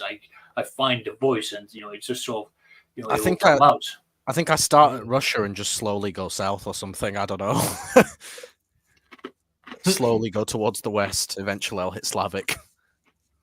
I struggle with that accent. I struggle with a lot of accents. If I'm sort of really getting into it, I can sometimes pull off a few, but not very consistently. Not very. And I'm so glad that you're going to be leaving Italy soon, because my Italian accent is shocking. I'm sure one of our characters is going to be glad that we're leaving Italy soon as well, Oliver, because he really hates black shirts. Yes, absolutely.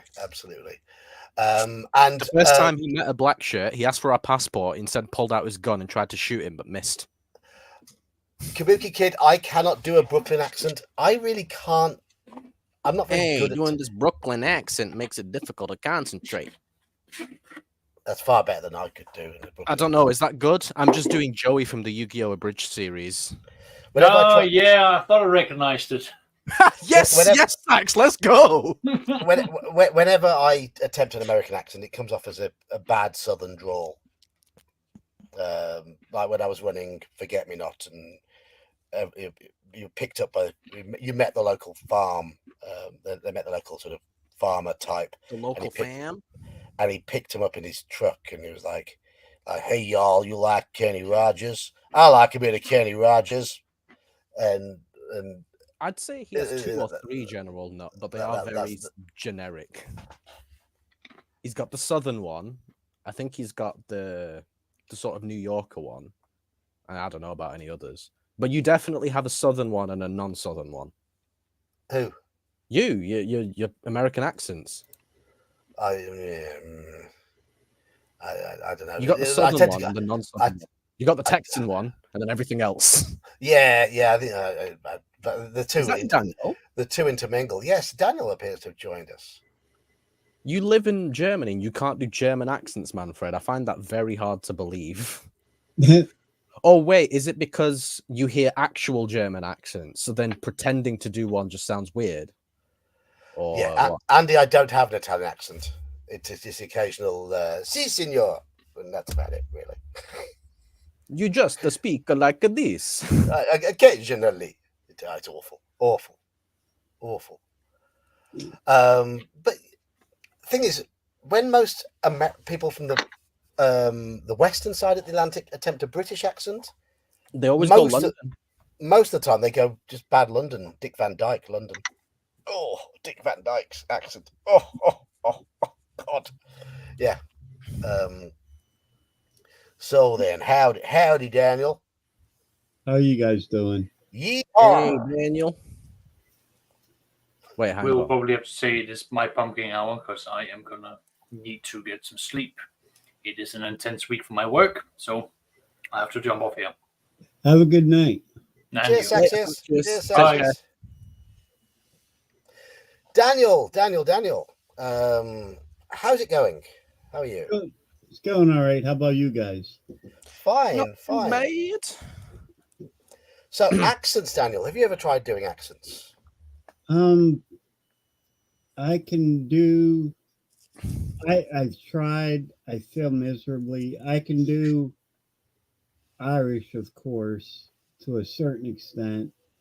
Be disappointed if Southern you... because I'm part redneck, just and like trying to think, like not mid-Atlantic coastal, more Appalachian. If you know that part of the U.S., the Appalachian Mountains. Well, I've never been Hill- to the US, Hill- but I am aware of the existence of the Yeah, Appalachian Mountains. I mean, I can do a posh English accent if you wish.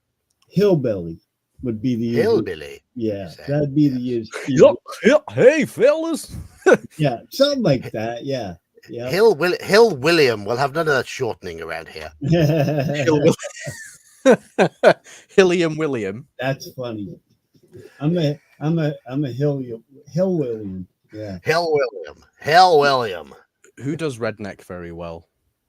Me or Dan? I actually can do a very good redneck, but that's where I live. I mean, yeah. Yeah. I mean, I can do Birmingham because that's where I live. That was what my accent used to be before I forced it out. Where I live. My thing is, my actual accent is still from the area of Pittsburgh, because Johnstown it's like 75 miles east of Pittsburgh.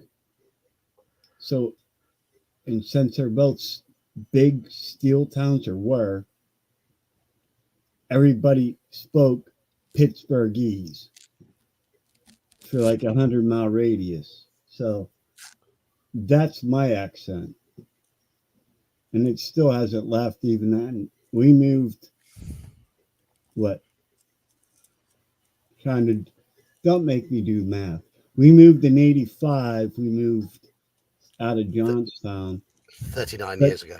Yeah, people still recognize I'm from the Pittsburgh area. It's just one of them things.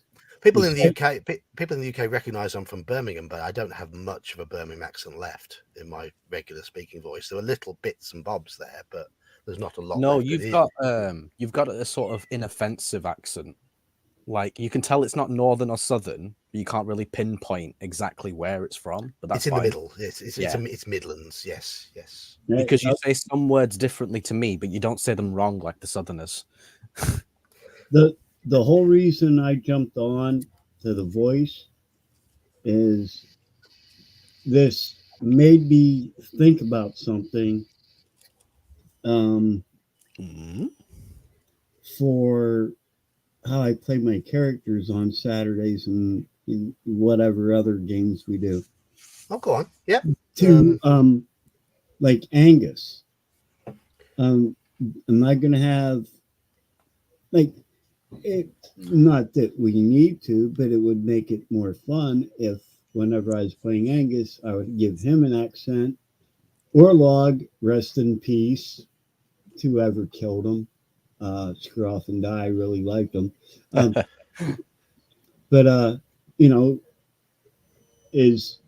was Orlog Spanish or Italian? Was he a Greek? He was whatever you want him to be. Like, why in every freaking movie, I don't care what series, why are all dwarves, do they speak like with like Scotsman? Yeah. Why can't? Why, that's what they are. Why They're can't? ginger. They're tough. They lift logs. Yeah, but why can't they have a German accent or a Russian or A Russian dwarf would be interesting, actually. Eastern European. Why are halflings? They sound like dumbass hillbillies. Halflings don't sound. They shouldn't sound like dumbass hillbillies. They should sound like they're from the shires of England. Like Samwise. Yeah, Mr. Frodo. Not every halfling lives there. What if you're a halfling living? Okay, now I'm going out on a limb here because they don't have them in the Lankmar setting. But say you're a halfling in the Lankmar setting. What would they sound like? Like in Greyhawk, would you sound like you live in Greyhawk, or would you sound like you live in? Because they don't. I think there's something to be said. Remember I did that video on playing racial stereotypes when you're playing a character who is not human, because and how it's important to lean into some of the stereotypes of that particular race, species, whatever you want to call it, that you're playing, because otherwise you don't get the picture of that character across in everyone's heads so well. It all just comes across as human cosplaying as elf, whatever. Yeah. So I think it's important that if a certain say for example in our OSE game where Mage played a Slavic half orc, I like the idea that made half orcs Slavic by default. But that's it, yes. So then when I made a half orc character, I was Slavic too. Yeah. And it created, I mean, give them whatever accent you want, but try and create some continuity, because I think you need that in order to get the characters to jump off the page and not just be another blob of statistics. Well, see, then if you want to go by that, I would say, and I'm not trying to be a smart ass, but like hobgoblins, orcs, trying to think, bugbears, you would think then they would have more of a Eastern European accent, kind of like German. I tend to give thuggish races like a Londonish accent, because to me it sounds like, governor, right, mate, give me right, your mate, gold. right, mate, yeah. Give me your gold and mug you. So I'm gonna break, oh my God, I'm gonna break your kneecaps if you don't do as we say. Because I think it sort of sounds. Do you like having your back intact? Yeah. Do you like having your teeth still in your mouth? Yeah, right. That sort of thing. We're a little bit worse. Can you tell I've been in London before? Oh my God, it's you did it perfect. Viva La Dirt League. The Yeah. Muggers. You the mugger skit. Yeah. That Go mug 'em. We're going. Viva La But Dirt it's my League. grandma.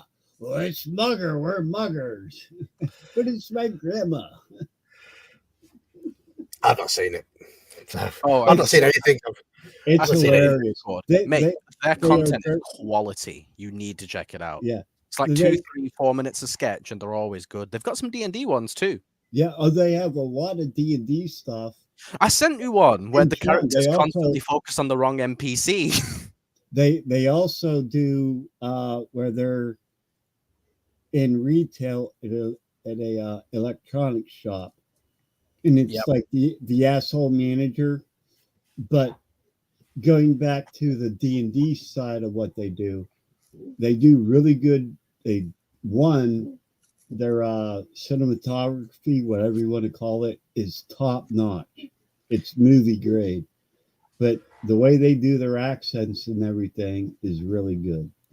But yeah, that's when he said, we mug them. Yeah. Look, mate, Andy. I can say math however the fuck I like. Right? What are you going to do about it? You better fucking shut yours, all right? Yeah, John, there was one D&D sketch where they were like, when your character doesn't realize that he has an important item or something, and they're like trying to scale this castle wall, and he's got a ladder in his hand, and he's like, huh, I don't know how we can get over that wall.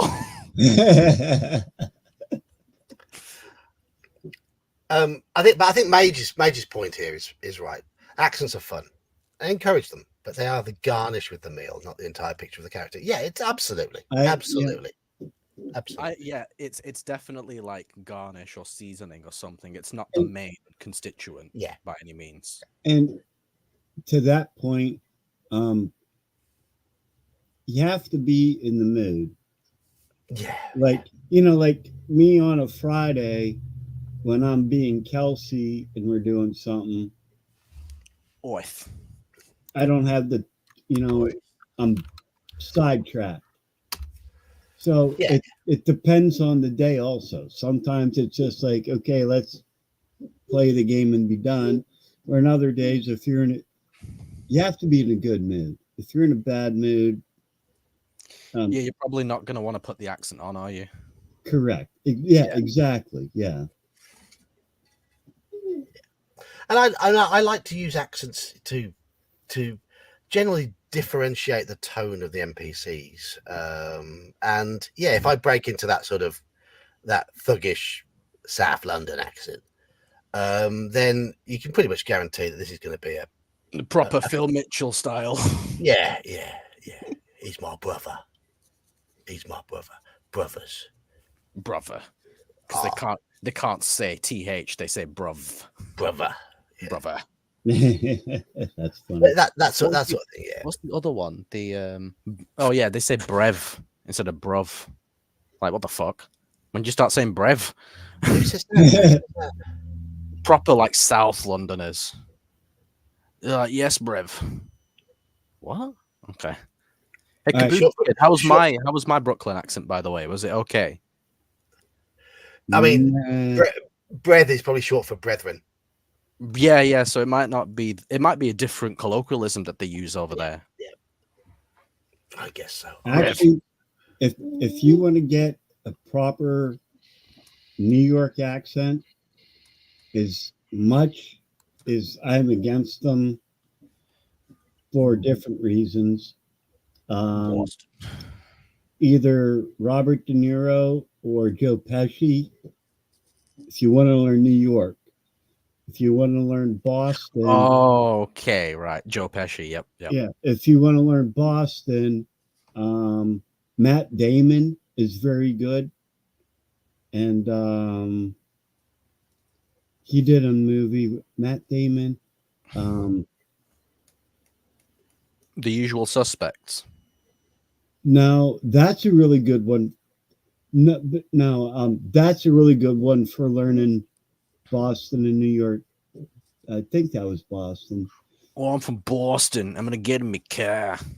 But no, that was shit. That was like a 7, maybe. Who's the guy that did who's the guy that did the Titanic movie? Leonardo DiCaprio. Yeah, him and Matt Damon were in a cop movie together. And if you want to learn a Boston accent, I can't remember the name of the movie. It won't be that hard to look up. You look up either of them, and it's going to come up. Starts with a D. Kabuki says here, so Usual Suspects takes place in LA. Okay. See, I wouldn't. Major's Music says The Departed. I don't know. That's what it is. Thanks, Major. Yep. Okay. Yep. That's what it is. And that's a very good movie. The Departed. Is that how they say it? Yeah. The Departed. How was that, Kabuki Kid? Was that good? The Departed. The Departed. Thing is, whenever I Departed in it. When I worked for Kmart, our HR manager for our store was from Boston, and I got approval. she would come up, hey Daniel, can you go get me some cots? Like, what's a cot? A cat. Do you want me to go get a cat or a cart? What's a cart? I thought it was more like It was Boston. the shopping carts. Is it Yeah, Boston? no. So Is it no. So Boston with or the O Boston? sound is like that, but the A sound is like the other one. Can you go get me some carts? Not a cart, not a cat, not a Cat. cart, a cart. Fast. Cat. Showing your age there, General, Nut says Dan. Hey, yes, yeah, that was a while ago. That would have been like It's like if I said, "Oh, I grew up and quick save was still a thing in the UK." People would be like, "What? Quick save?" Yeah, it used to be one of those near me. Woolworths. You remember Woolworths? I do. Oh, yes, yeah. picnics. Yeah, not that would have been back in '86. Kill your ass. Yeah. That's what she says. Oh, Yeah, like I said when Saxius was here, when I think Brooklyn accent, I think of Joey from Yu-Gi-Oh! The Abridged series. I have no idea what you mean there. I can give you an example when the stream's over.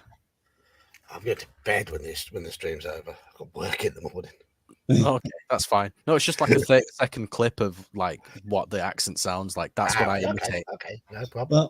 Well, No problem. the one thing for me on if I can do an accent, it honestly all depends on how many Jack and Cokes I've had. Right, so you can do a drunk accent and a sober accent, right? Yep. Correct. I did. I mean, for a short while, I played just a one-shot game. I played a little gnome with a high-pitched, heavy roticism and big lisp. And he doesn't talk like this all Heavy the time. Roticism. What's That's awesome. Jonathan Ross. No, That was Jonathan Ross. Got you. Right. Okay. I didn't And he know doesn't what- talk like this all the time. And all the time he was playing, I was talking like this. And everyone else just got really so pissed off with him. Kabuki Kid. You. That is correct. Car becomes car. Yeah, so I watched the UFC, and one of the broadcast commentators is from Boston, and he likes to remind you he's from Boston every now and then because he'll say "cad" instead of "card." Oh my god.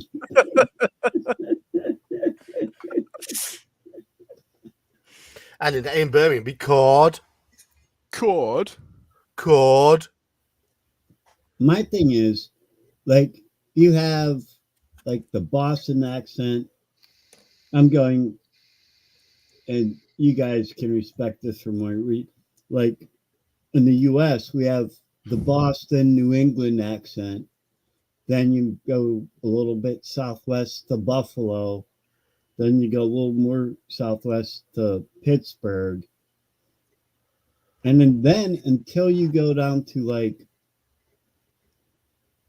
see, Florida doesn't have an accent because so many people move there that they really don't have anything. You go to Texas, New Mexico, they have their thing. Yeah, like even black people from Texas that I've heard, you can tell they're from Texas, even though they sound black. They sound like they're from Texas still. Correct. Yeah, exactly. Yeah. And then once you hit the west coast of the U.S., it's not necessarily an accent. It's how they enunciate certain words. Iron Sheik. And the Iron Sheik. I have no idea who Iron Shake is. I brought that comment up hoping that one of you two might know Iron Shake. He was a wrestler in the WWF. It was back in the 80s. The thing is, he was a very good actor. It's kind of like there was another one up. He was the one guy used to eat up the turnbuckles on the corner of the rings, but when you talk to him in real life, they spoke perfectly clear English. But you know, the Iron Sheik was like supposed to be an Iranian. He sounded like a college professor.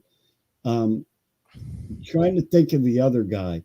He was this big hulking hairy dude, would chew at the turnbuckles and everything. That he sounded like an English professor. Oh, was he quite the intellectual, was he? Correct. Yeah, but the way they portrayed his character in the ring was he was this brutish, ignorant thug with an intelligence of 3. That when he would walk out of the building, he was better spoken than any of us, but except for maybe Saxius. When I did that barn licking thing, the rest According of that to session, this, it's George Steele. Yeah, that's who it is. Correct. Yep. when I did that barn licking thing in Saxius's game, for the rest of that session, whenever I spoke, I had my tongue out. They wouldn't have seen it on they wouldn't have seen it on the camera on, but I'm talking about that than I can talk. But that's the proper sort of noise. You've got hundreds of splitters in your tongue. I've got splinters in my tongue. So the whole session, I'm Oh my God. But it was totally worth it because the bar's his. Kabuki Kid. I actually met him and shook his hand.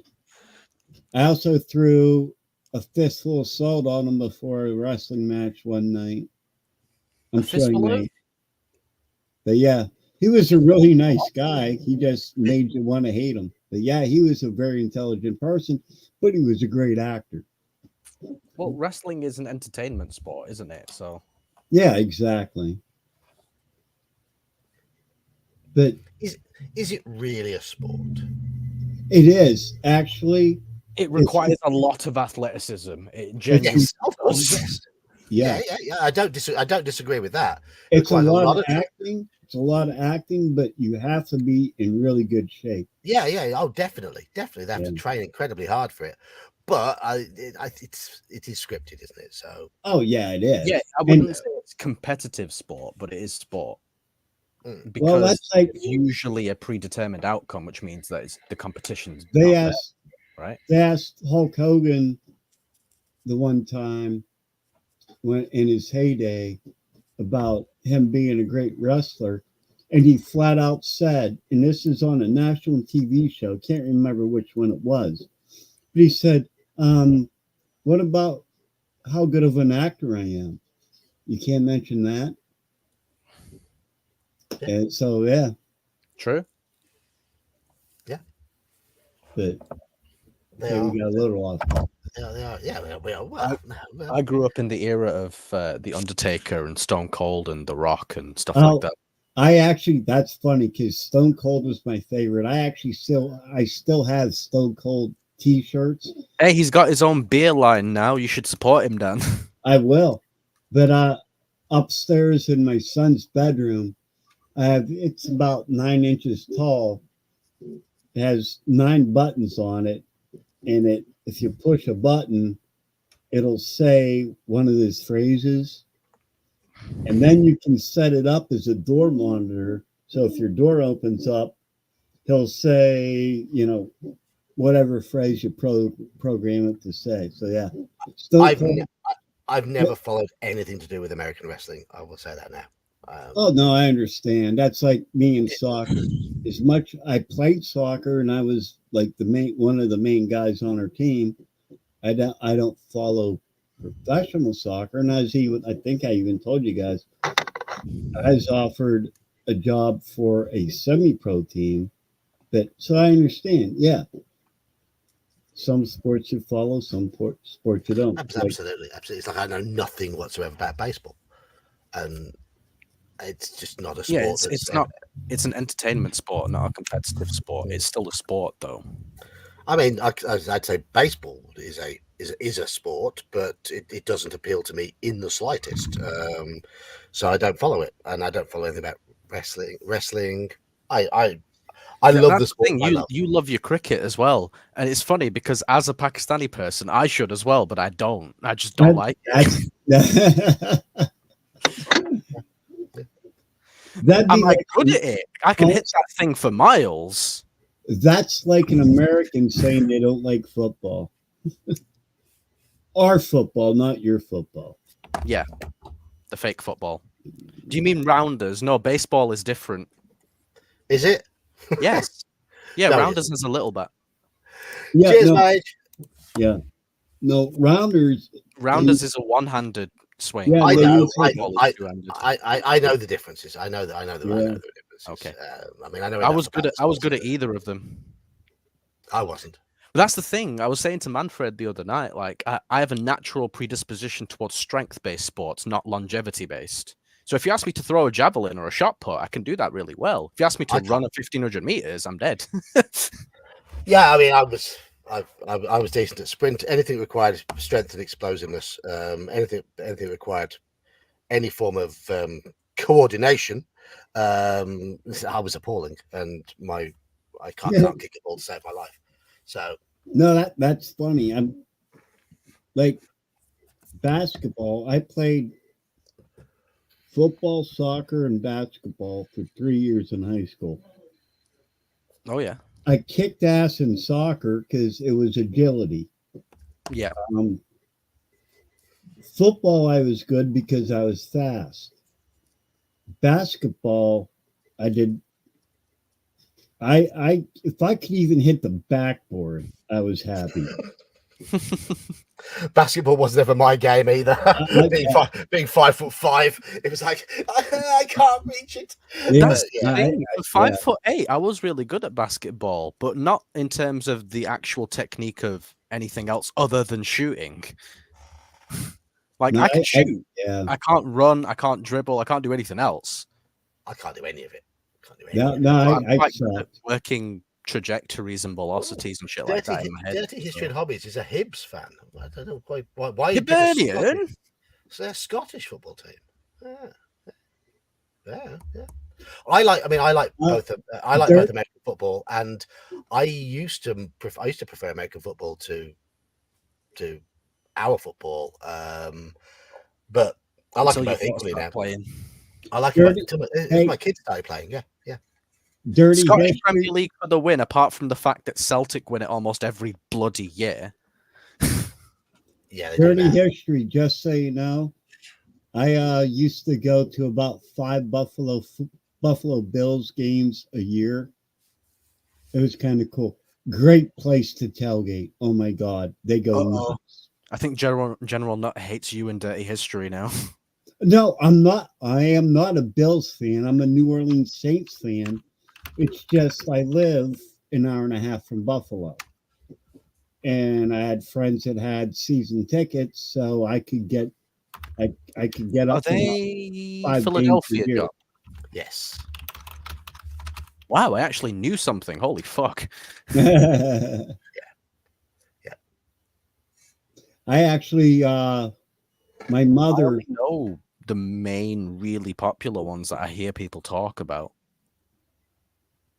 We went to the one game. I'm a Saints fan. I got to see them opening day back in 2002. And the Saints were kicking the Bills' ass. And there was a guy about 7 rows in front of me, another guy about 5 rows behind me that were Saints fans.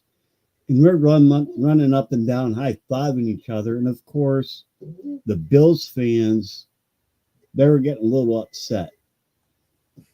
Because, the Saints are winning. And it's me, my girlfriend, my stepfather, and my mother. We were about 25 feet from the tunnel where they exit the field. And at the end of the game, the one defensive back tossed up one of his game gloves, the glove he wore during the game. It's actually posted on the wall in my bedroom. And I caught it and gave him a high five and everything. And then one of their linebackers came and tossed up his glove. Because, it's a Saints fan in the middle of a not friendly stadium. Some guy grabbed the glove and threw it back at him. When the guy was trying to toss it to me, my mother had to drag me off of the guy. My stepfather's telling me to kick his ass. My girlfriend's saying, "What the hell are you doing?" It got interesting. I watched the Eagles play the Jags at Wembley Stadium a few years back. Oh yeah, they do. Yeah. It's the only chance I've ever had to get to. Would it be fair to say that I don't know if the Americans will get this, but being a Bills fan is like the equivalent to being a Millwall fan? Never won anything. Correct. I Yeah. don't know. Yeah. They've never won anything. Yeah. But Like- in this country, it's like, oh, you know, you can say you support anyone basically, but if they hear you support Millwall, it's like, oh, fucking hell, really? They assume you're a thug. Yeah. Back in the early 90s, the Bills went to 4 Super Bowls in a row, which is amazing. And lost all 4. Yeah. And then the last 3 or 4 years, they've been the second ranked team in their division, not like they do northeast, south, and west for each conference. They've been the number 2 ranked team in the conference for the last 3 or 4 years, but they still can't get there. Because the Chiefs keep kicking their ass. That's usually the case. Or the Bengals show up and have a good game on them in the playoffs, or they just can't get that. And I actually root for them. I do, but it's because of their talent. They have on paper, they're an incredible team. Yeah. For some reason, they just can't do it. They choke when it matters. Correct. Yeah. They bottle it. Are they like Tottenham? Yeah. Anyway, we're off the topic. We're off the topic. We're way off the topic. Yeah, I know. Right. We need what's his name? We need him back on so he can. We need a Saxius. Yeah, we need Saxius. We need Saxius. Saxius is getting his To the longboats, men. to the longboats. Yes, to the longboats. So where were we? We were talking about role-playing games. We were talking about role. Oh, we went off because of accents. That's what it was. Yeah. So if we were doing a Call of Cthulhu adventure in America, for example, I'd like to think that I'd put on an American accent. I would try. Yeah, I do try. All right. Now the one thing, RPG Dad just said something. Going back to American a northern Midwest accent is like one from Chicago. That's one I could never do. Because he said he's a Chicago Bears fan. I wonder if he could pull that off. I have no idea the difference between a Chicago accent and other American accents. That's just my ear doesn't pick up the nuances. I mean, but your ear wouldn't pick up the differences between Lancashire and Yorkshire, for example. Oh, exactly. But you know them in a heartbeat. Like where I live, everybody's like, "You're from Johnstown," and I haven't lived there for 40 years. But I have the opposite problem. I've lived here where I live for 20 years, and I still get people asking me, "Where are you from?" Like I was born in Burnley. I live in Burnley. I just don't sound like I do. I mean, to me, you sound like you're from Cheshire, Lancashire region. Yeah, I'm a bit more posh than Burnley. It's like more Manchester, Cheshire sort of style. Yeah. Yeah. But there you go. There's Nightbot. Hey up, lad. I'm right northern, me. Oh, hey up, lad. There he is. Hey up, lad. He's right northern. Good old northern lad. I mean, good young northern lad. Do you want dirty scraps? history? You want scraps with them chips? Oh, yes, please. Dirty history. Jump on real quick and give us that northern Midwest accent real quick. Minnesota? Is that how it is? Minnesota.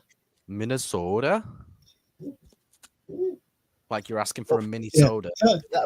Tell your mums I said hi. In Bears Saturday game, Max is from that area originally, so he's got strains of the Minnesota region in his accent. He does. Now that you mention it, yeah. So I only know that because he says it all the time. okay, so barely come across that orcs and half orcs, hobgoblins, bugbears are kind of like Germanic accents. No, What? mate. No, mate. No. Slavic, mate. No, mate. Slavic, No, mate. something No, like London. that. They're London. They're They fuggish. are. They're fuggish. Well, why? But you better watch your mouth. Oi, Daniel. Daniel, I'm watching you. Okay, then why are dwarves Scottish? It's really not that much Because of a they difference. are. They just are. Uh, You look at what dwarves do for hobbies. You look at what Scottish people do for hobbies. It makes sense. Okay, then why are halflings like? I don't even know. Rustic. They're rustic English. Or Mr. Frodo. Are they like pirates or something? All right. No. I assume Mr. Frodo. I assume gnomes are. No, Pirates Mr. were Frodo. like- The I pirates were like assume- the Irish and the Welsh, weren't they? Or Jim Lott. So gnomes are about the same as halflings. Use the speed of speech to differentiate as well as pitch. Yeah. I mean, yes, you can do. You can talk very quickly if you wish, and yeah, and that could be someone who's trying to hide something and trying not to forget and make everyone hear exactly what they're saying and not quite get the point across quite as clearly, and just try and obfuscate a little. Oh my god! Now you Yeah, that sound like, person's not nervous at all. No, like I'm assuming like kobolds would accent their S's. That if they say something with an S, it's accented. they. I just have them yapping. Well, what accent did Gimli have in Lord of the Rings? It was Scottish, right? Yeah. Yeah. Right. That's what I imagine. I Yeah. mean, if the players are conversing with kobolds in a game I'm running, I just have them yap, and then I'll say afterwards, if you understand kobold, he basically said, "Give me all your copper pieces." Afterwards, because I'll just go. That's really good, John. Actually, I like that how you did that. That was really good. And I'm not blowing smoke up your ass. That was really good. Even if you were, he wouldn't mind. He loves it. Yeah. Just only on a Friday after the stream, Daniel, Yeah. when you're dressed up as Kelsey.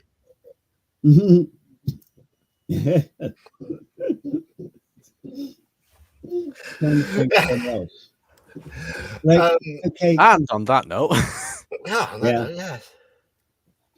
so have we What done about- amounts of description or?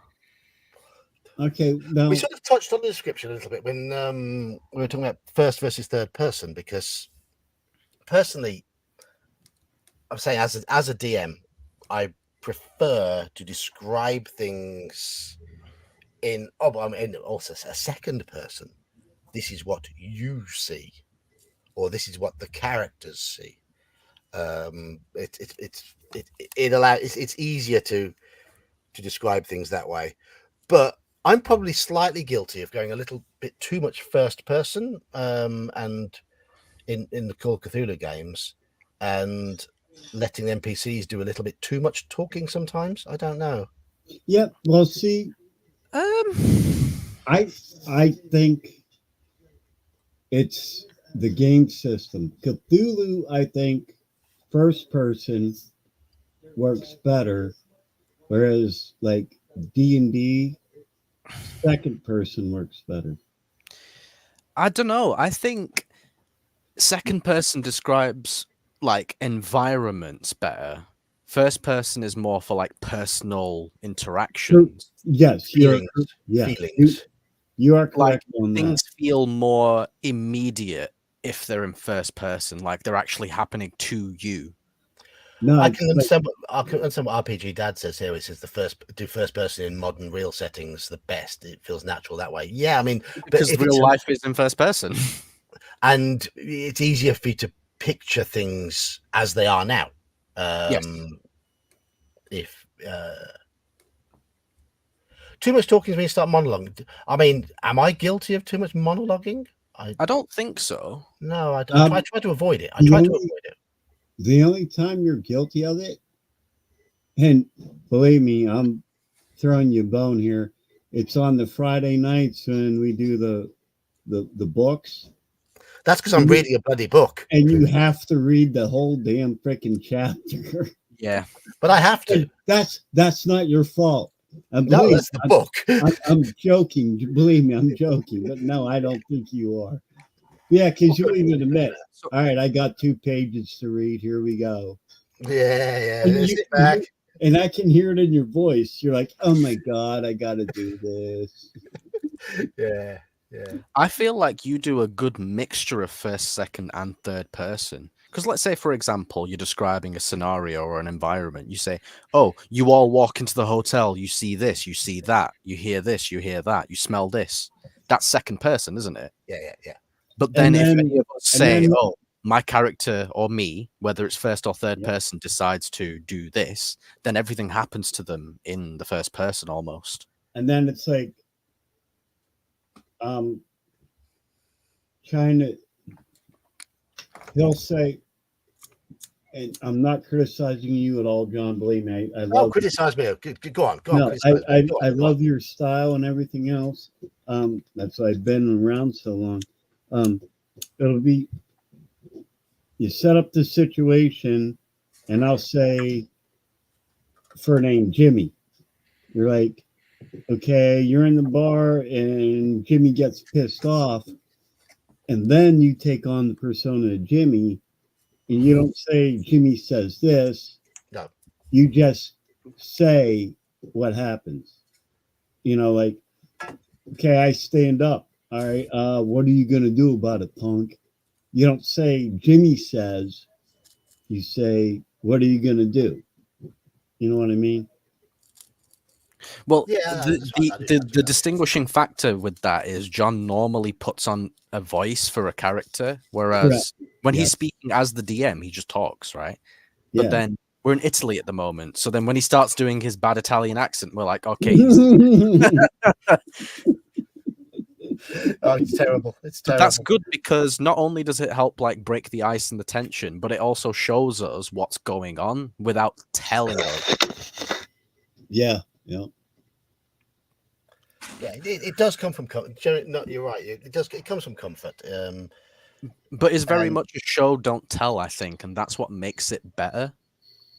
Because if you just tell us everything, it's kind of boring. But if you show us what's happening by embodying the NPCs and stuff, that is what takes it at the level above, isn't it?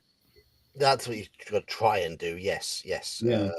And it does take practice. It does take practice. And I don't. Yeah. Yes, Andy, that was a good T-shirt. Yes. So, what are you doing? Yeah. It does take. I mean, it takes practice. It takes confidence, and we get it wrong from time to time. And all DMs will learn from mistakes. And I've made so many mistakes over the years, and I still do, and then have to try and dig myself out of them, and try and do it as seamlessly as possible. It can be. Right. And I've dug myself a mistake. I've mentioned it before on stream. I was running a Call of Cthulhu scenario based in England, and the player characters were suspects in a crime. And I just off the cuff, I had the police officer say to them, and bear in mind, you are suspects. We are investigating this issue, so do not leave town.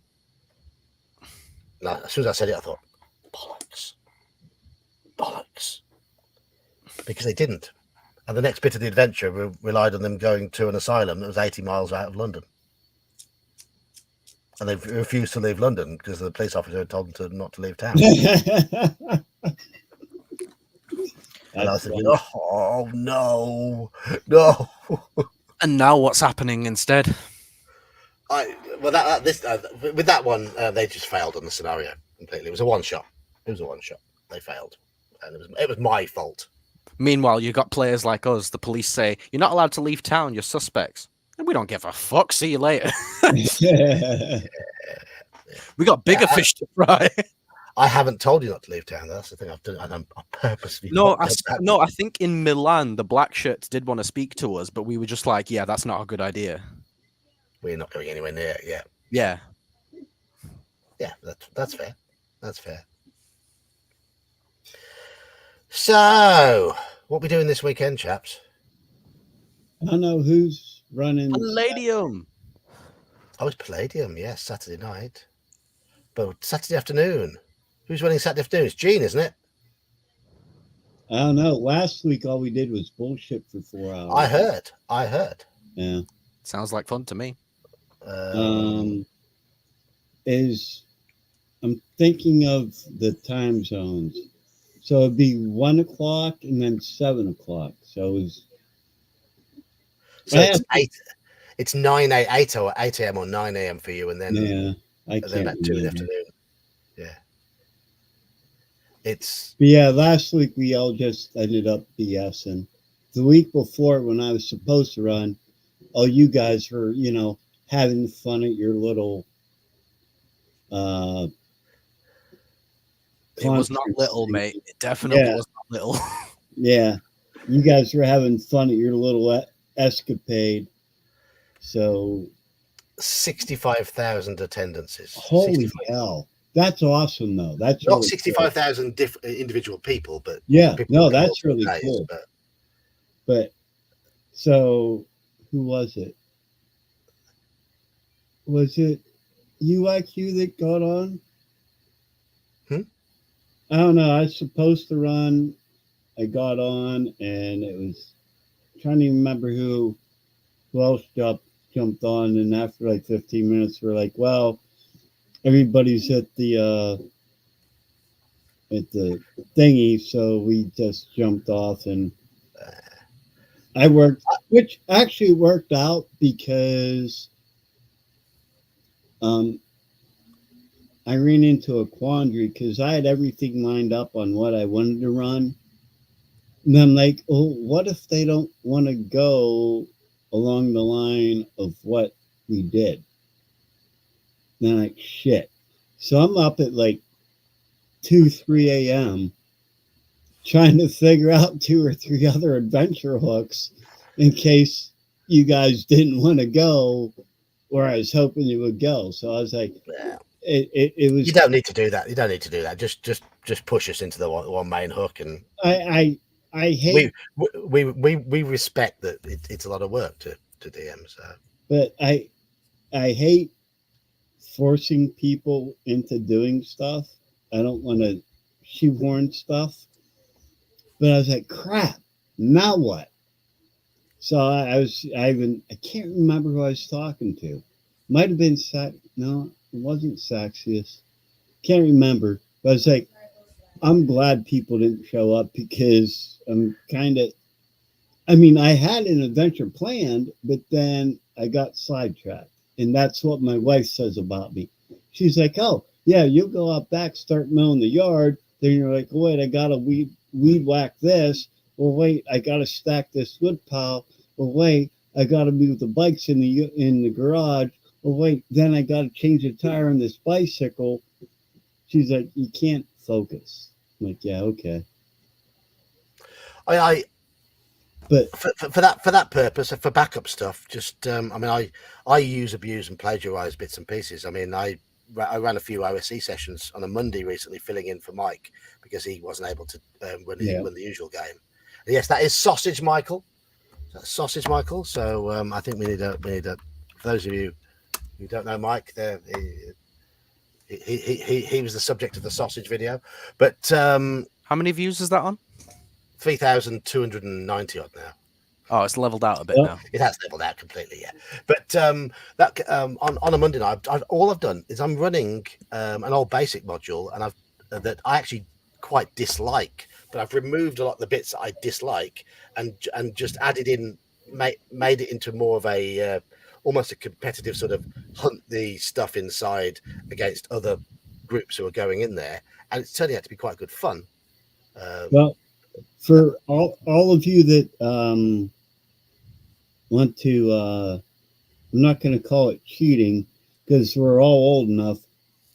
I don't know if IQ has read all the modules. He hasn't read any of them. That's the thing. Okay, good. Then don't look them up. Maybe I can surprise him. Hey, the only thing I've started reading is this thing. Oh, I don't know if you can see it. There it is. I'm gonna be lazy because I've been reading it for 40 years. It's either gonna be Keep on the Borderlands or Horror on the Hill. I would say run Horror on the Hill of the two because other people have played that less. In Horror on the Hill, I've played about the first 40% of it. We got to the complex on the hill and we died pretty quickly when we got there. Yeah. That was it. But so I've played the wilderness section and got to that, but then we died very quickly there. I'm gonna adjust it because I can't do the mapping stuff. I'm sorry. I'm computer stupid. Obviously, you guys know that. I'm probably just gonna plant the complex somewhere and avoid the wilderness section just because I can't do the mapping. And I hate asking somebody else to do all that stuff. Just describe it. Just talk like you're going through a forest and the birds are singing in the trees and there's a little track off to the side, or you have the main track going ahead. All right. That's good advice. Thank you. Yeah, honestly, yeah, because I try to make it like you guys do a really good job, and that's why I don't. It's ironic. I don't like DMing, but my forever DM in my previous group, he said I did really good because I didn't like doing it. So I wanted to make sure that everybody enjoyed the experience. Yeah. It's kind of ironic if you think, you know what I mean? So I really enjoy it. I like to describe a scene and then just sit there like I am now and just listen and wait and see what people come up with. That was years ago. Now I actually look forward to it, which is why if I spend a lot of time, even though I feel I'm unprepared, even though I'm not, but I'm always tweaking. If I think I'm going to run, I'm always tweaking something. But yeah, I think so. Fair warning, nobody cheat. Don't look at Horror on the Hill. I'll know if you do, because I've ran it a few times and I've gone through it a few times, and I'll know if you're cheating, and I'll whack you. Well, as you know, I've played through the wilderness section, and I've played through the beginnings of the dungeon section, and we died. I'm pretty sure it was bugbears that got us. Yeah, and then you have hobgoblins down below. I think. I don't think we even found the hobgoblins. Yeah. But it was bugbears that got us. Have you read through the whole module? I haven't. No. All right, then I won't tell you what's at the end. No, don't.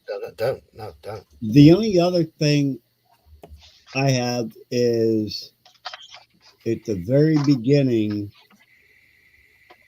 I need to talk to or chat with the other DMs in the group because there's one thing that changes player characters. They get bonuses or minuses on their abilities, and I just want to know if they're in agreement with that or not. Just let it happen. All right. Well, I don't. If it's in the module, let it happen. Let it be organic. I know for a fact that Horror on the Hill is a brutally difficult adventure from what I remember. Oh, it is. Yeah. And I honestly, it's I slaughtered can't out of believe. the I can't believe it's graded first through third. It should be like third through fifth. I mean, Yeah. I can't believe we made it as far as the dungeon. I mean, some of the things we encountered in the forest on the way there, most of which we ran away from. So, Yep. yeah, we were avoiding a lot of it. Which is probably one reason why we were so weak and feeble when we got to the dungeon, and then didn't cope with that either. But hey, we're only a little group there. We only had 3 or 4 characters in that group. So trying to think. Slaughtered. Oh, if you had 3 or 4, yeah, you're woefully outnumbered. Oh yeah. I don't think I'm going to have to run for maybe another 3 weeks. And as Dirty History Hobby says here, the wilderness maps can be found all over. All over. Just if you want a forest, just get Google Maps out, find a section of the Welsh forest, and you'll find all sorts of tracks running through them, crisscrossing, and use that. Right. Use that. I mean, I might be able to call the corners. I might be able to call the corners if they're a rally stage because I have driven a lot of them. But actually, I was telling my wife on the way home from work about you driving the rally cars. Anyhow, but my thing is, like, on their wilderness maps, they have. Well, I can always, like you said, just say, "Here you go," because they have rock slides and the random hut and all the other happy minutia that I remember the hut. Yes, I remember. Yeah. We did the hut. Yes, I remember that bit. Yeah. So let's forewarn you. I've done that encounter. If you made it through the hut, they were easy on you because if you said you had 3 or 4 characters and they were low level, if the DM would have played that properly, you'd be dead. We didn't stick around. From what I remember. Okay, you ran away. All right. We did a lot of that. Yeah. If you ran Call of Cthulhu with all the rules, we'd all be dead or insane by now. Oh yeah. This is something that Iman is currently learning. That I despite all the reputation of everything, if you actually check the rules of Call of Cthulhu, I go quite easy on the players in terms of the mechanics. So I may have this. Yeah, can confirm. Yeah. Well, a lot of that reputation is more in jest, like banter between mates. Yeah. But I feel like a Call of Cthulhu keeper is meant. It's meant to be horror. You are meant to torment the player characters. Oh yeah, exactly. And that is part of it. That's integral to a horror game. And look at if you read Lovecraft's books, the poor tormented souls in there. That's sort of what you're trying to emulate at times. It never turns out well for them, and it's just the route you go to get there and the things you discover along the way. That's the enjoyment, the interactions you have. I am beginning to flag. I will say that now. I've got 12 minutes left on the stream. So chat, keep me awake, keep me alert, keep me alive. I'm flagging. As they say, it's not about the destination, it's about the monstrosities you encounter along the way. And that's just the player characters half the time. Yeah. But so Saturday, is it? I think it's Gene running Saturday. You're after the afternoon session, and then is somebody doing an evening one? No, it's Bear's Palladium game in the evening. Okay. So myself and Iman. I'll have to jump in and lurk on that. I wanted to join, but Baird filled the room before I signed up because I forgot about it. Me being me. We ended up being oversubscribed for it, I think. Yeah. We did. Yeah, we Well, did. he was really cool about it. He's like, I'm sorry, I got a full room. If somebody drops out, I'll let you know. I don't get me wrong, I like Bear. He seems really cool and nice. And I understand that. You don't want to run like 12 people when you only want to run 6. I totally understand that. I have no issue with that at all. Hello, So, Slan. Hello, Grim Squirrel. Hello. hi, Slan. Yeah, so you'll be able to see the development of my character, Sir Gerard de Vere, and the issues he's having with his upbringing clashing with what he's experiencing now, and how he's ending up with egg on his face repeatedly. Yeah, and how he hates the use of magic so much, except if it went for Laurelyn's magic, we'd all be dead. Yes. I just wish Laurelyn wasn't quite so open with his magical proclivities, but You're being a butthead now. he seems to be an okay sort. He just has this darkness to his character that, unfortunately, we are stuck with, and I'm going to have to learn to live with. Squire Daniel. Yes. My armor needs polishing.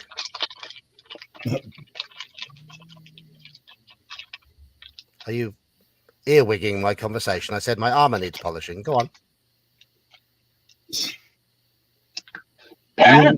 You don't want me to go there. But no, that's my cat's a bit like that. He's a bit like that. I'm sorry, I haven't been on Discord. I'll probably jump on after we're done here. So the was 3 weeks ago now. Who was it that had the ring of invisibility that was going to chase down the bad guys? Gene, wasn't it? Gene's got the ring of invisibility. I think he's running the game this week. Yeah, because I'm trying to. I have to get back on Discord and go back through and see the write-ups. Yeah. Because write-ups kindly done by Slan. Occasionally a bit of ginger beer. Yeah. Well, see, Angus is down to 2 hit points. And whoever it is who has the boots and the ring wanted to chase down the bad guy. And I'm like, Angus is damn near dead. And he has more hit points than the whole party combined. I'm like, no, I'm not going. Sorry, you're on your own. Oh, it was Nutty who was going to put on the ring of invisibility and chase down the bad guys. I can't remember, but I have to look at that. Okay, not. All right. Praxis, have I or ever would I run an adventure for Call of Cthulhu set in a school for the blind? Oh my. Oh my God. Oh my. That would be horrifying. That is interesting. Wow. Yeah, that is. Bear with me. Just hear a bunch of squelching sounds. It's like, who's making pudding? Well, no, that's what happened to Orlog. He took 64 points of damage when he only had 16. So yeah. Well, that was ridiculous. Yeah. I wish I'd have been there for that. So, Nut, I gotta ask: are you gonna continue after the bad guy, or are you gonna stop? But Praxis, you're giving me ideas here. I'm gonna. This would be very different. That would be very, very you were away from your desk just then when I made my joke. I said you just hear a bunch of squelching noises and someone says, "Who's making pudding?" That would. They would have no idea what's going on. An ancient horror covered in braille bumps that provides a description of its nature. I think you'd have to really, really focus on the dream aspects, wouldn't you? Images in people's heads, that'd be difficult. I think it'd be fun. Law Dog. Thank you, Law Dog. That's very, very kind. Who got those? Slan and 4 people I don't recognise. So there we go. Slan did. There we go. Excellent. Cool. It's not copywritten. Feel free. Well, it's the difficulty comes with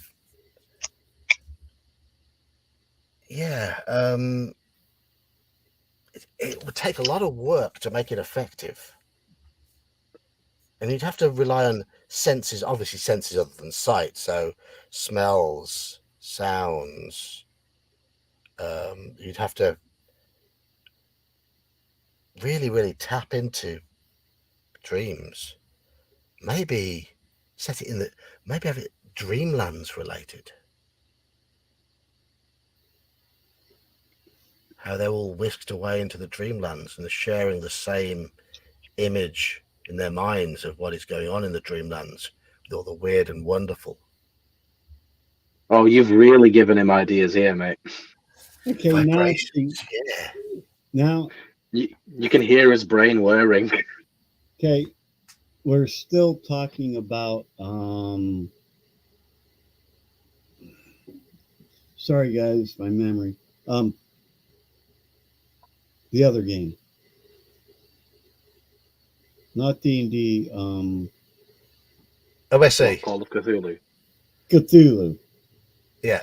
The cool thing with that is, with that setting, you can do the dream stuff. I mean, you can do it in D&D, in like Ravenloft they do it, but with Cthulhu, you can do the dreams, and it's to the character more real. So whatever happens in the dream happens to them. And then when they wake up, did they really wake up? And what really happened? And then they have to look into that too. You know what I mean? If they're a school of the blind, they wouldn't be looking into anything. You can Sorry, that was a bad sense of humor. Yeah. Bad bit of humor. But you with Cthulhu, you can blur the lines of reality. Yes, Seraphis. Colours and lights Yes. which have never been seen but have a whole new meaning. Absolutely.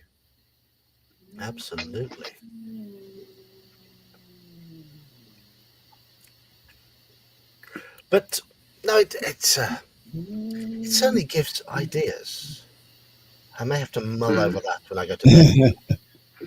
I do a lot of mulling when I'm going when I'm to sleep. Now John's gonna kill the whole group. Hey guys, before you go to the caves, you all fall into a stupor. You start dreaming.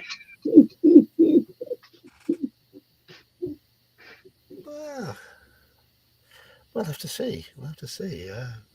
Well, you did say there's more like side scenarios or dream scenarios or something, didn't you? So there are. Yeah, maybe that's some idea for you there. We had one dream scenario which you didn't really engage with all that much. You keep saying it like it's my fault. It was your fault. Was it? Fuck my fault. It was your fault. The NPC was looking at you for help, and you turned your back on him and walked away. I didn't walk away. I was dragged away. Do you want to know my dream scenario? Go on then.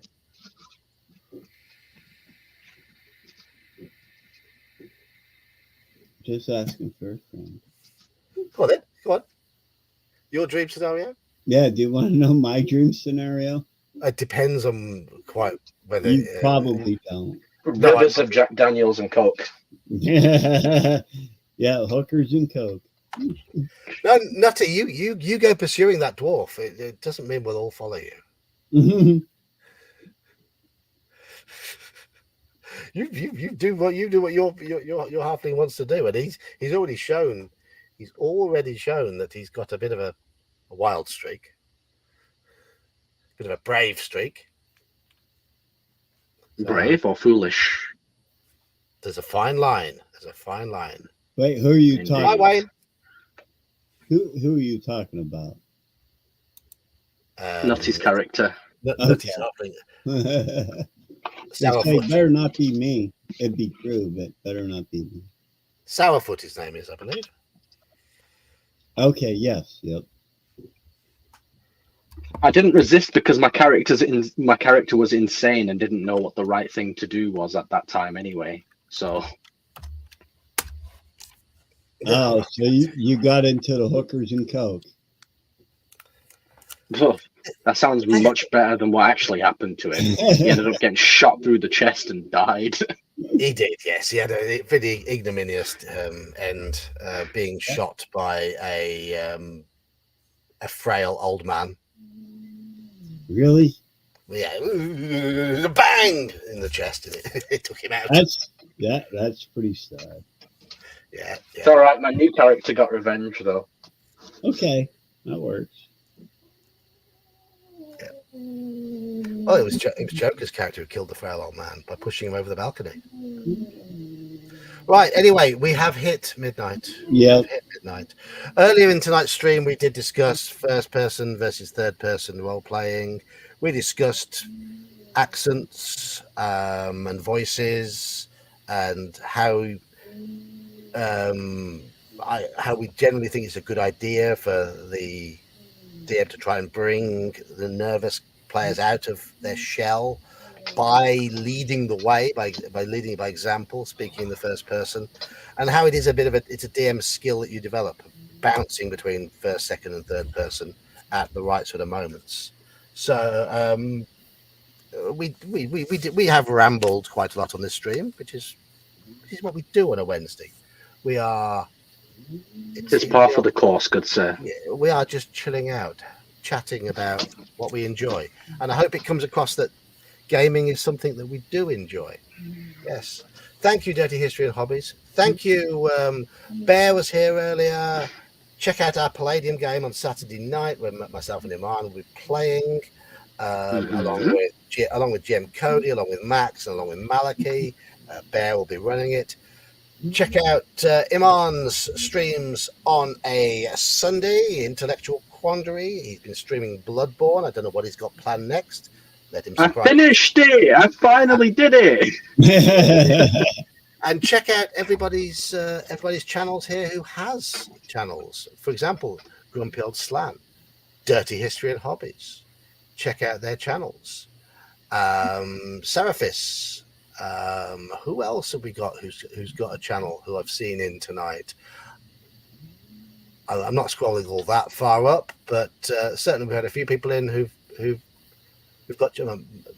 I've mentioned all the recent ones.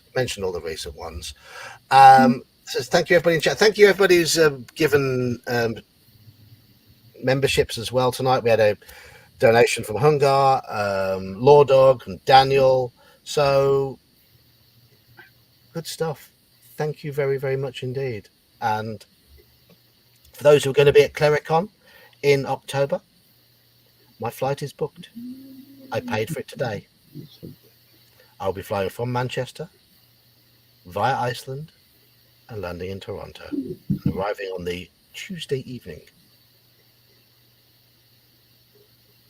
Sounds like fun. I hope it will be.